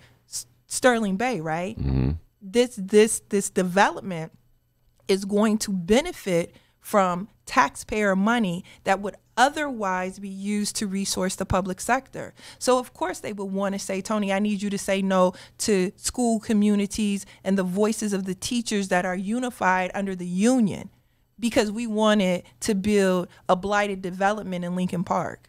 Stacey Davis Gates is my guest, and she's from the Chicago Teachers Union, as you can tell, and we're talking about the whole concept about a union endorsing a mayoral candidate and then turning it around and can you say no? The point I always make, Stacey, I never see them say, can you say no to the Sterling Bays of the world? Or the gentleman that gave Lori $100,000 yesterday, Canning, who says he's a fan of Rahm, that he likes vouchers, and he gave money to Daley in the first round. The question should have been, why are you taking money from a person who believes in the privatization of education and the neoliberal austerity bent of Rahm Emanuel? That's the question that should have been posed last night. Not can you say no to things that help children, because that's what we do. I am never, ever going to be in a position in Chicago for as long as I believe in the public sector of where we take a pass on what's rightfully ours. Be clear, the teachers in Chicago live in this city, and if we're not in this city, the city does not thrive. Mm-hmm. We deserve everything that we get because we do the work of this city. We take in everyone's child. It doesn't matter where they come from, what they don't come with and how they come every day. They come into our classrooms, and there is an expectation that we provide them with a top service, even when there are no librarians there, even when the books are not up to date, even when the facilities are falling apart. There is still an expectation that we get the job done. So we will make a determination on who we believe should run this, and we will fight for it because we're right. All right, now she took the money, Lori Lightfoot, and she should give it back. All right, now wait. Did you think Amara Enya should give back the money to Kanye West that he donated to her so she could pay off her campaign obligations from the last? I ain't talking about Amara. I'm talking about where we are now. You know, God bless Amara and Kanye. I pray for him every night. You know, to get rid of the hat. Well, to get rid of the hat and the ideology behind the hat. But let me just be clear: we're not talking about Amara. We are talking about an argument that the Chicago Teachers Union and many of our allies out there have already won. We don't need vouchers in the state of Illinois because they take from the public school. We don't need a privatized option in public education because it has not worked in the way that they said it would work. That argument has been waged, that war has been fought, and we have come out the victors in that. So to have a contributor to your campaign at this late date who is going to try and weigh in again should give everyone pause. Everyone pause. But isn't it possible that she could just take the money? I mean, you're in a campaign. Yeah, but she when needs Tony every takes nickel our money, there's all these questions about, can you tell them no? Yeah, and that, when Tony takes our money, she's in the pocket of labor. So look, no, if the contrast is good enough for working families that hold this city down day in and day out, the contrast is also good for Buddy that works on LaSalle Street and want to take the public sector away and give it to people like Sterling Bay. Well, fair enough. And to which I would say, Lori Lightfoot could say, yeah, I'll take the man's money, but I don't have to do anything he says. Prove it. And quite frankly, she can't because there's no track record there.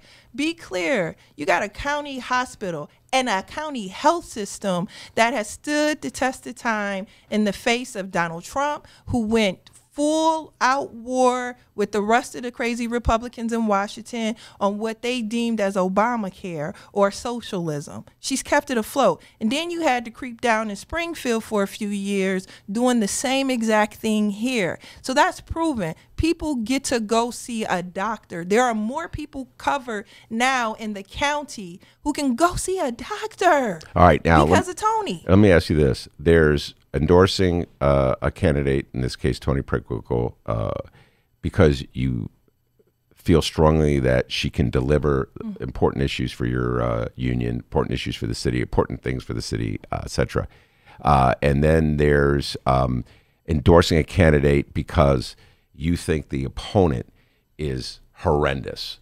All right. So in 2015, the Chicago Teachers Union endorsed Jesus Chuy Garcia over Rahm Emanuel. In my humble opinion, it was more of the latter, where it was a reaction against Rahm Emanuel as opposed to full confidence. But you left out the part where Karen was supposed to run. Well, okay, all right, we're not doing the whole history of the 2000s. Well, I'm just saying, I mean, there are if you want, extenuating contextual issues you leaving out. No, what I'm saying is that is this a parallel situation where you have as fierce an opposition to Lori Lightfoot in 2019 as you did to Mayor Rahm in 2015? We have a fierce support of Toni Preckwinkle and her ability to get the job done. And I point to the county hospital, and I also point to the county jail, a place that warehouses black people, black men, poor people, and that she has depopulated a jail that was used to warehouse people of color and poor people. So those are things that she has done that are absolutely aligned with the racial, the social, the economic, the educational justice that our union espouses. All right, but that's an important distinction that you just made, and that is there's a difference because in the case of Toni Preckwinkle and Lori Lightfoot, you really have strong confidence in Toni Preckwinkle, I'm just picking up on what you said, based on her track record, but you do not have the animosity toward Lori Lightfoot that you had. There are some people who have animosity. All of those hundreds of black kids, young people who were down at the police board protesting for what they felt like was unjust, unfair, murderous treatment. They have animosity. I've heard them express But what that about animosity. you? Look, I ride with them. I'm going to be honest with you.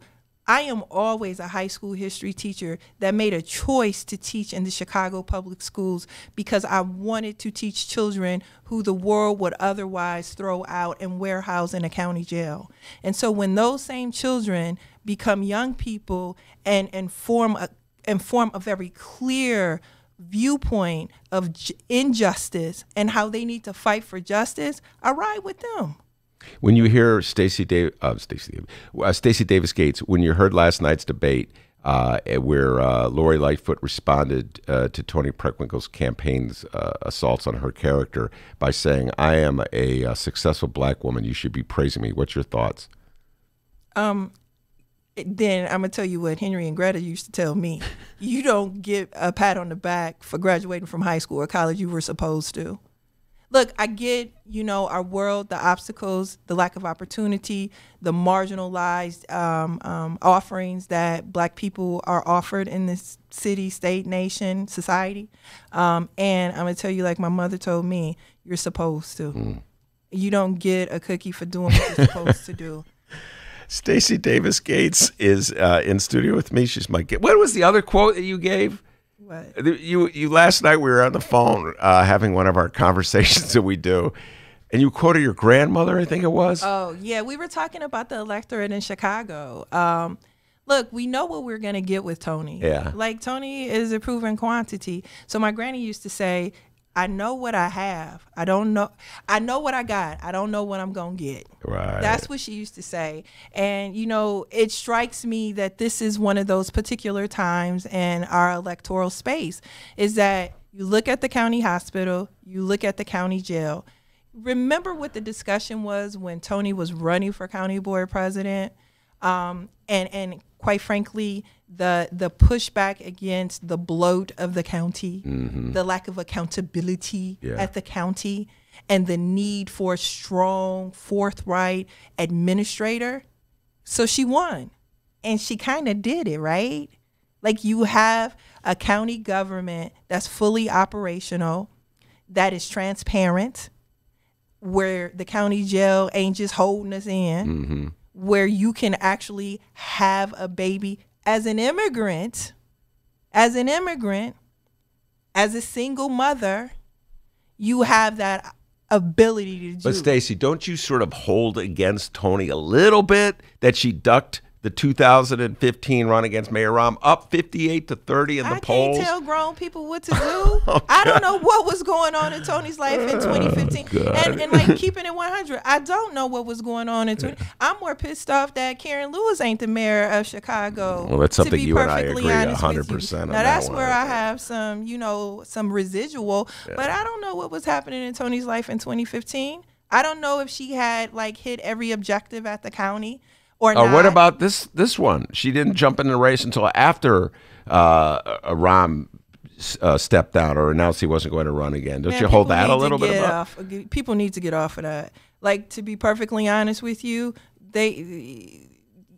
I do not think that is a reasonable, like, focal point. It's only one Chicago Teachers Union, and it was only one Karen Lewis. And that lightning doesn't strike like that for everyone. You can't hold people accountable in that same way. And real talk, Lori knew what that felt like, because when nobody put money into her campaign coffers, because Buddy was calling around, choking off all the resources.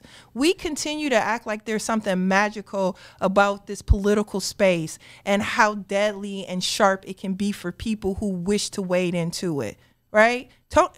Lori is still loaning herself money. It's not easy to do. So don't get mad at a person for making a calculation. You just can't. I just think it's an unreasonable critique. All right, that's Stacey Davis Gates. I'm Ben Joravsky. We don't see eye on that one, but we'll be right back after this.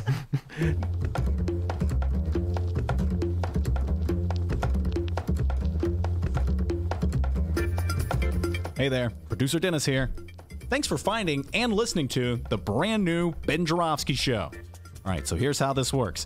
The Ben Joravsky Show live streams on the Chicago Sun-Times YouTube channel Tuesday through Friday, 1 until 3 p.m.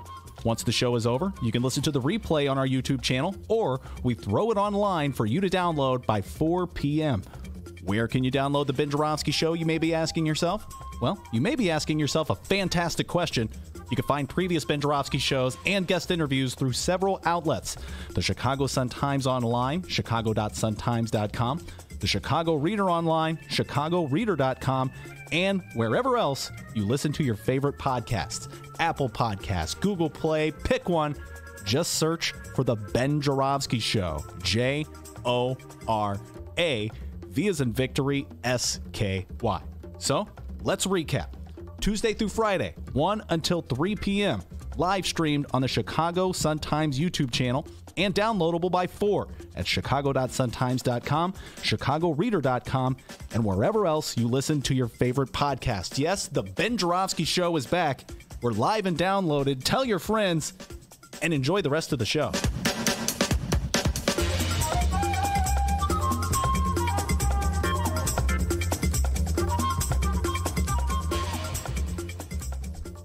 And commercial break's over. Welcome back to the Ben Joravsky Show. All right, Ben Joravsky here, Stacey Davis Gates in the studio. We don't see eye to eye on that one. I wish Toni Preckwinkle would run in 2015. I thought she ducked it there, Stacey Davis Gates, and I wish she had run. This year, when Ron was in the race, I respect the original gangsters, the candidates who stepped up and took the hard charge, as they say in basketball. Stacey Davis Gates is a huge basketball fan, so she knows what the hard charge is. And they took that hard charge against Ron, and they helped force Ron out of the race. Give a little shout out to Troy LaRaviere, who was on the show earlier this week. Was the first person to announce he was running for mayor. So I do think there's some merit. And it's your show, so you can think of it. Stacey Davis Gates is going to still come back to the show, even if there's some points we disagree on. I love your show. All right, now let's get some clips and get Stacey's reaction to some clips from last night's debate, D. We missed you, Stacey Davis. I'm just saying that right now. And I missed y'all. Man, it's awesome. All right, okay, so I got clips here.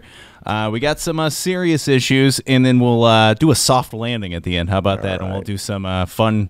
We'll find out what Tony's favorite song is to dance to. But first, all right, we got serious business to take care of here. Here is the question. Carol Marine, right? Carol Marine. Okay, yep. Carol Marine asked Toni Preckwinkle about her relationship with Alderman Ed Burke. Oh, there we go.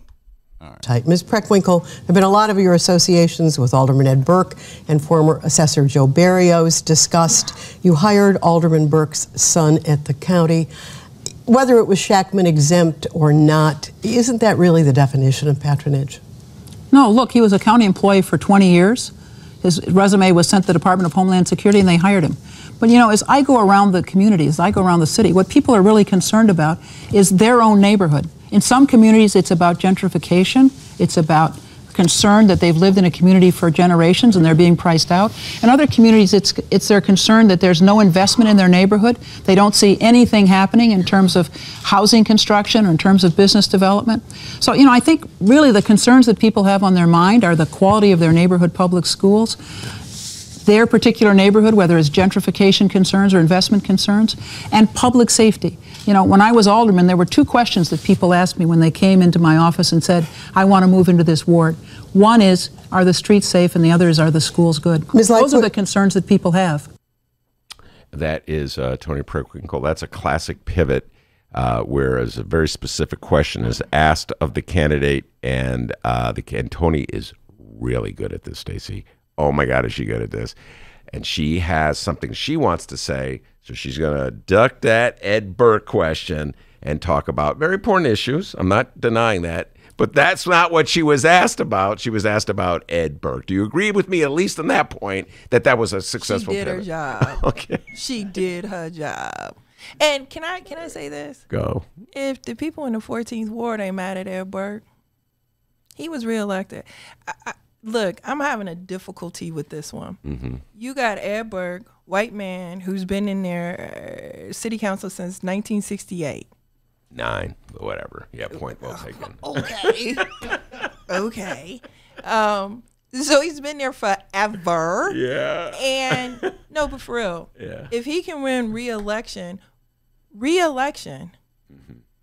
He's not being held accountable for what he did, but she's being held accountable for being adjacent to the political structure in Cook County. He's not being held accountable by the voters, is what you're saying, yeah. Well, that's I mean, he is who indicted. Politicians are typically held accountable. Well, Manafort just got, 4 years? The not even criminal that. justice system doesn't hold white men of his ilk accountable at all. So, I digress. Yeah. You It wasn't even 4 years, but anyway, your point's well taken. But you get my point, is that the critique is unfair at best and unreasonable at worst. To be perfectly honest with you, is if you have a person who is adjacent to that situation being whipped with that situation in a way that the person who is indicted got reelected, come on, give me another issue, a real one, that she's in charge of. In other words, the fact that she is a past ally of a man who was said indicted. that he was even an ally?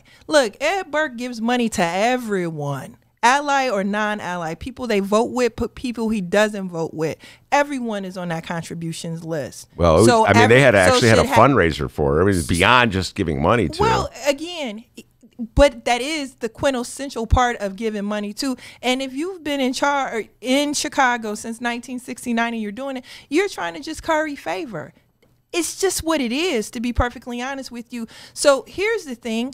Ask Lori, ask Tony about campaign finance reform, public financing for campaigns, so we don't even have to continue to deal with this business of contributions.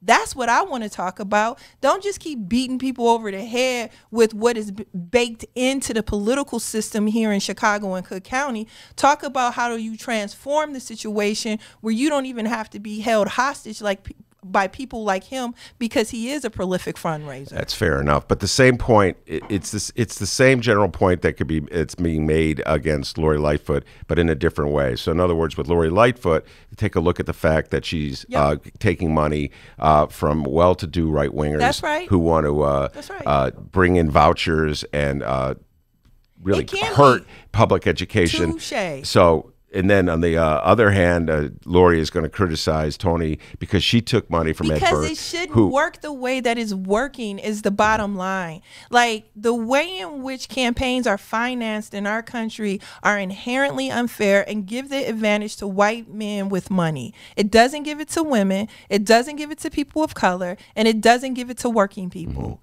It is baked in that if you have money and you are of the power elite, that you get to win. I get your point. So if it's okay for Tony to say, you know what, I just had to take the money because I need the money to run a campaign, I don't let him control me, he's not my business, then you could say the same thing about Lori Lightfoot. I'll take the man's money. I'll take, what's his name, Canning's money.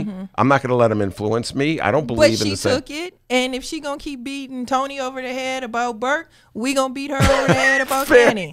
That's the game. Fair enough. That is the game. I don't appreciate the game, and it is the game.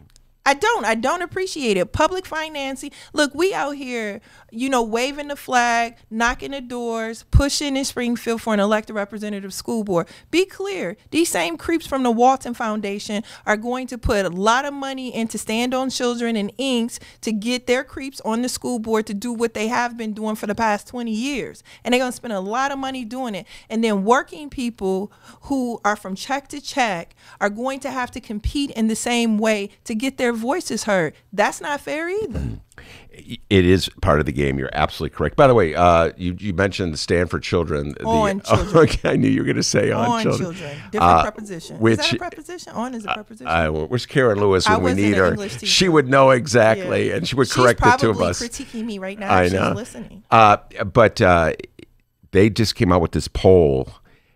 Which I'm not talking about nothing from those people. What was that all about, in your humble opinion? Nothing. Was that just their attempt to really stick it at the Chicago Teachers Union? Go away, Stand on Children. Go away, because they did not come to town for the benefit of black kids in this city, for the benefit of black educators of this city. They came here to stand on our necks and to refuse us democracy, to refuse us school communities that had people who look like the kids in front of them at the chalkboard. Nope, they don't get to say anything.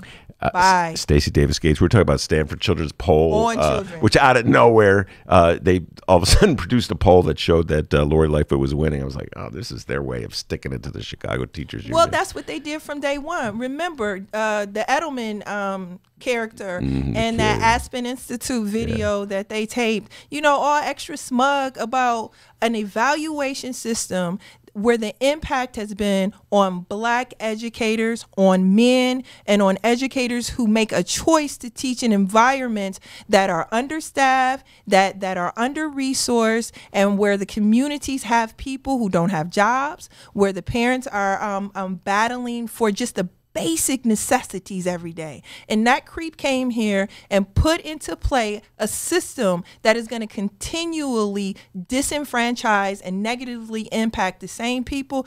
Go away. That tape that Stacey was alluding to is one that he probably wishes he could take back. I remember that Karen was in charge of. Take back all of your bad policy that you bought in Illinois. He bragged about how he got the Democrats, forced Democrats to sign onto the legislation that was pretty much Republican style legislation that really hurt the it hurt teachers unions throughout the state. It is still impacting us, Ben. That's not something that happened. It is happening. This is something that is still happening. Do you know how many veteran teachers who have served the Chicago public school system with integrity and skillfulness that come to the CTU every single year because they got an evaluation that does not make sense to them? And that was a byproduct of the law that passed back was about 2011, I want to say. Yeah. And that's what he bragged about it. All right, D, let's get another clip and get Stacey going on it. Absolutely. Here are the candidates on pensions. I think it begins with Lori Lightfoot. Oh, wait, hold on a second here. May help if I take the mute off. Huh? All right, I can tell you. And these computers, they're fun, huh? All right, here we go. Pensions, both the candidates. 80% is what's considered healthy. In just 2 or 3 years, the city will need an extra $1 billion to fund pensions. Should pension benefits be cut for new city employees? No, I don't think we should start the conversation about pensions and new money. We're talking about cuts for new employees. But just follow me for a second. Then should the state amend the Constitution to reduce pensions for current workers? Absolutely not, under any circumstances. No. We have to cut new ones and not we have to meet our obligations to our existing workforce and to our pensioners, and we can't do that. So Mayor Emanuel wants to borrow $10 billion to fund pensions. Some see it as a good investment. The bond houses don't like it. Do you support it, Ms. Lightfoot, or oppose it? Same for Ms. Preckwinkle. Listen, the pension obligation bond that was initially floated in the summer, then went away after Rahm Emanuel announced that he wasn't going to run, has kind of resurfaced. The problem is we don't know any of the details. We don't know what the funding stream is going to be. We don't know what the interest rate is going to be. And frankly, pension obligation funds in this state and other cities like Detroit and Stockton have met with disastrous results. We have to find new sources of revenue, but again, like everything, we've got to be transparent, we've got to put the cards on the table and really understand the nuances of the deal, because the devil's going to be in the details, and no one, including the city council, has gotten a full briefing on what that proposal is. Ms. Preckwinkle, for the $10 billion bond? No, I think this is a very difficult time in the economic cycle to be going into the market in this way, and I'm concerned that that the outcome would be unfavorable to us. All right, that was the discussion on the pension issue. Stacey, you at least have to be encouraged that both candidates for mayor, whoever will be the next mayor of the city of Chicago, is not signing on to the plan that Bill Daley had wanted and that Rahm all of a sudden discovered he wanted as he's walking out of office, and that is to change the Constitution to eradicate the sentence that protects the pension rights of public employees. You have to be at least encouraged by that point, right? And a little discouraged, quite frankly, by the fact that that's the question. The question should have been, are you going to tax rich people to make sure that the city of Chicago is able to meet its obligations? That was the question. Our public sector has been decimated under the austerity budgets, the austere policies of Rahm Emanuel. You need to figure it out. Now, I may not agree with everything on Pritzker's plate, but he's made it very clear that rich people are going to have to pay more because the rich man that had the seat before my rich self sat in it didn't do the right thing. Well, that leads me to this. We'll come back to the mayor debate last night, but J.B. Pritzker finally released some of the details on his progressive tax policy. It's sort of been lost in the shuffle. I talked a little bit about it earlier in the show. And I know he's glad it was. Yeah. That was a great release yesterday. Perfectly timed. Yeah, old JB. Yeah. He's quick on the feet. Strategy. By the way, he's a pretty good dancer. You ever seen JB Pritzker dance? Dude, I don't do the dancing questions. All right, so so what's your general thoughts on the J.B. Pritzker plan that he released yesterday? You're right, in the middle of a mayoral election, so nobody's paying attention. Right. No, and I think that was crazy. There's like umpteen stories about it. What do I think about it? I don't have enough of the details. I know that they were doing briefings yesterday, and I happened to be in Chicago and not in Springfield, so I wasn't able to participate in a briefing. So I, with all certainty, I cannot tell you that I know enough of the details in terms of the rate structure. So I'm going to study that, of course. Look, we've already gotten a huge win that you got anyone in power to say that this is a thing that we're going to do. So yay us. Yay us. And I'm saying yay us. Rich people will have to pay more. The wealthy will have to pay more. You saw Speaker Madigan's commercial after he beat the brakes off of Bruce Rauner and other Republicans. He said wealthy people are going to have to pay more. So we've won that one. Yay us. And, you know, we'll get to the rate structures, you know, and I'm sure we'll have some push and pull on that because that's just the nature of legislative activity. And I like that fight a lot better than the other fight. All right, fair enough. We got about time for one more, don't we? Oh, absolutely, and it's that soft landing I was talking about. All right, so oh my goodness! Shout out to Carol Maureen. This is my favorite part of all these debates, and they just ask these goofy questions. So all right, so they asked them questions on if they've ever double parked or what's your favorite song to dance to. So let's learn about our candidates a little bit. Yeah, we know about the issues, but let's really learn about the candidates here. I tell you, this Apple. I'm gonna get used to this Apple laptop here. No, it's Apple's fault. Ms. Preckwinkle, there we go. What song makes you want to get up and dance? A change gonna come. Okay. Ms. Lightfoot, what song makes you sing out loud in the car? Just One Victory by Todd Rundgren. Okay. What do you do to relax?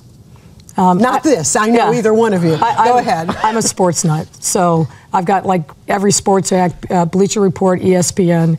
I pay close attention. My White Sox are queuing up, so I'm excited about that. And I'm looking forward to a new Bear season as well. Ms. Preckwinkle, what do you do to relax? You know, I'm a history teacher by profession, and I love reading biography, so I do that. And as a history teacher, I love antique shows and antique fairs. You know, I love old stuff. Do either of you ride a bike? I do. Oh no, I don't. I walk. I walk our dog. So, Ms. Lightfoot, when you ride a bike, do you wear a helmet, obey stop signs and traffic lights? Yes, I do. Just follow the law. And Ms. Preckwinkle, since you don't do that, do you think that there still should be greater enforcement of traffic laws for bikers who don't sometimes stop at stop signs or traffic lights? Well, it's incredibly dangerous to ride without a helmet, and many of our bike riders don't pay any attention to the traffic laws, which is not only infuriating but scary for drivers. All right, I'll pause. All right, yeah, just pause. There's first of all, all right, Stacey. First of all, you're a sports fan. Yes, I know that. We've had many conversations. Yes. Play point guard, by the way. Stacey Davis Gates can dribble with both hands. Awesome. With her head up so she can see all the action on the court. You would only say that about a girl, by the way. You wouldn't say that about a boy. That's not true.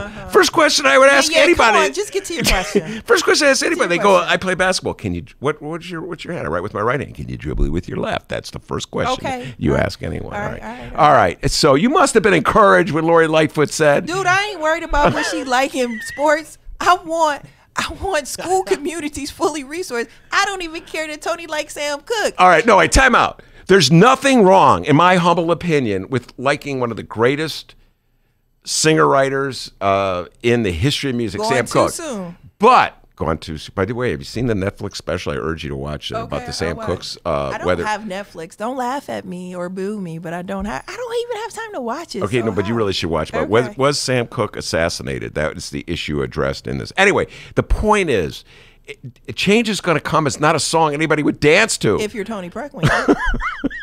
Man, y'all need to quit playing. You cannot ask Tony Preckwinkle. She is a quintessential teacher. You don't get that?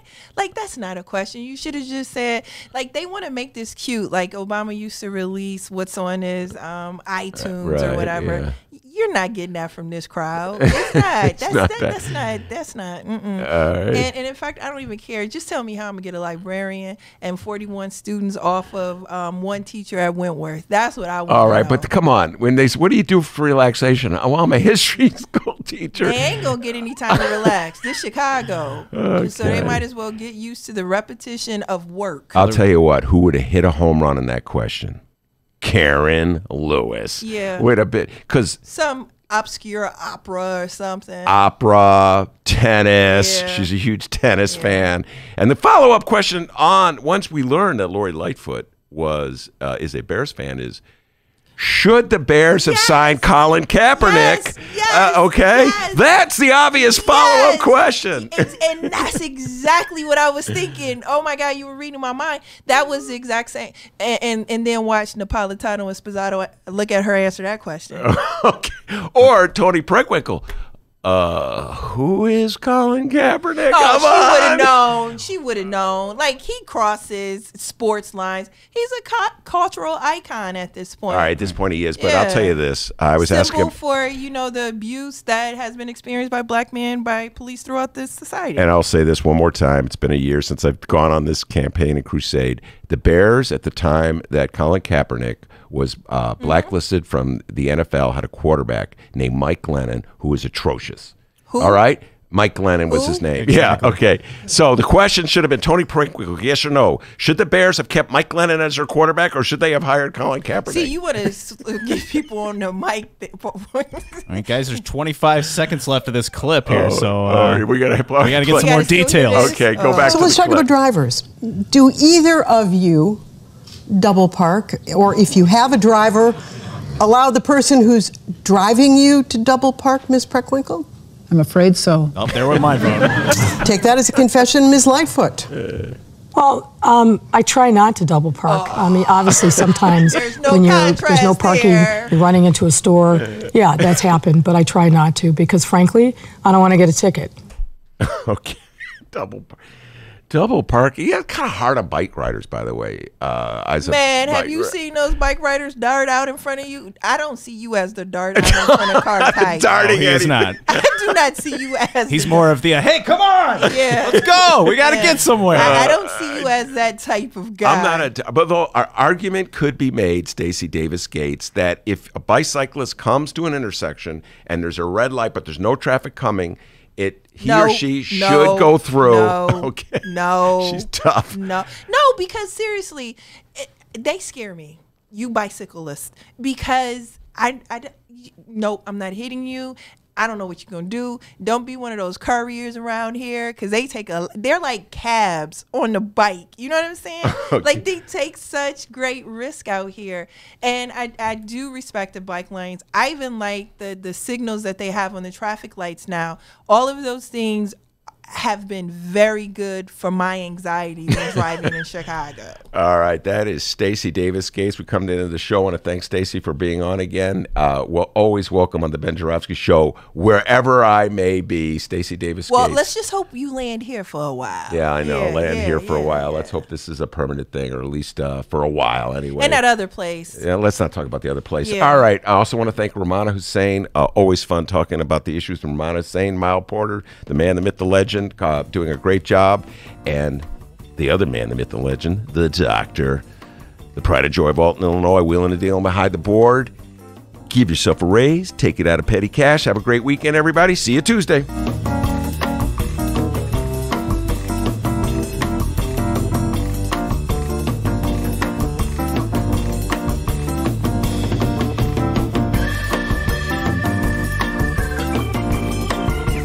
An hey, just to remind you, the Ben Joravsky Show is brought to you by the International Association of Machinists and Aerospace Workers, Local 126 and District 8, the International Brotherhood of Electrical Workers, Local 9, the International Union of Operating Engineers, Local 150, and it's brought to you by the Chicago Federation of Labor.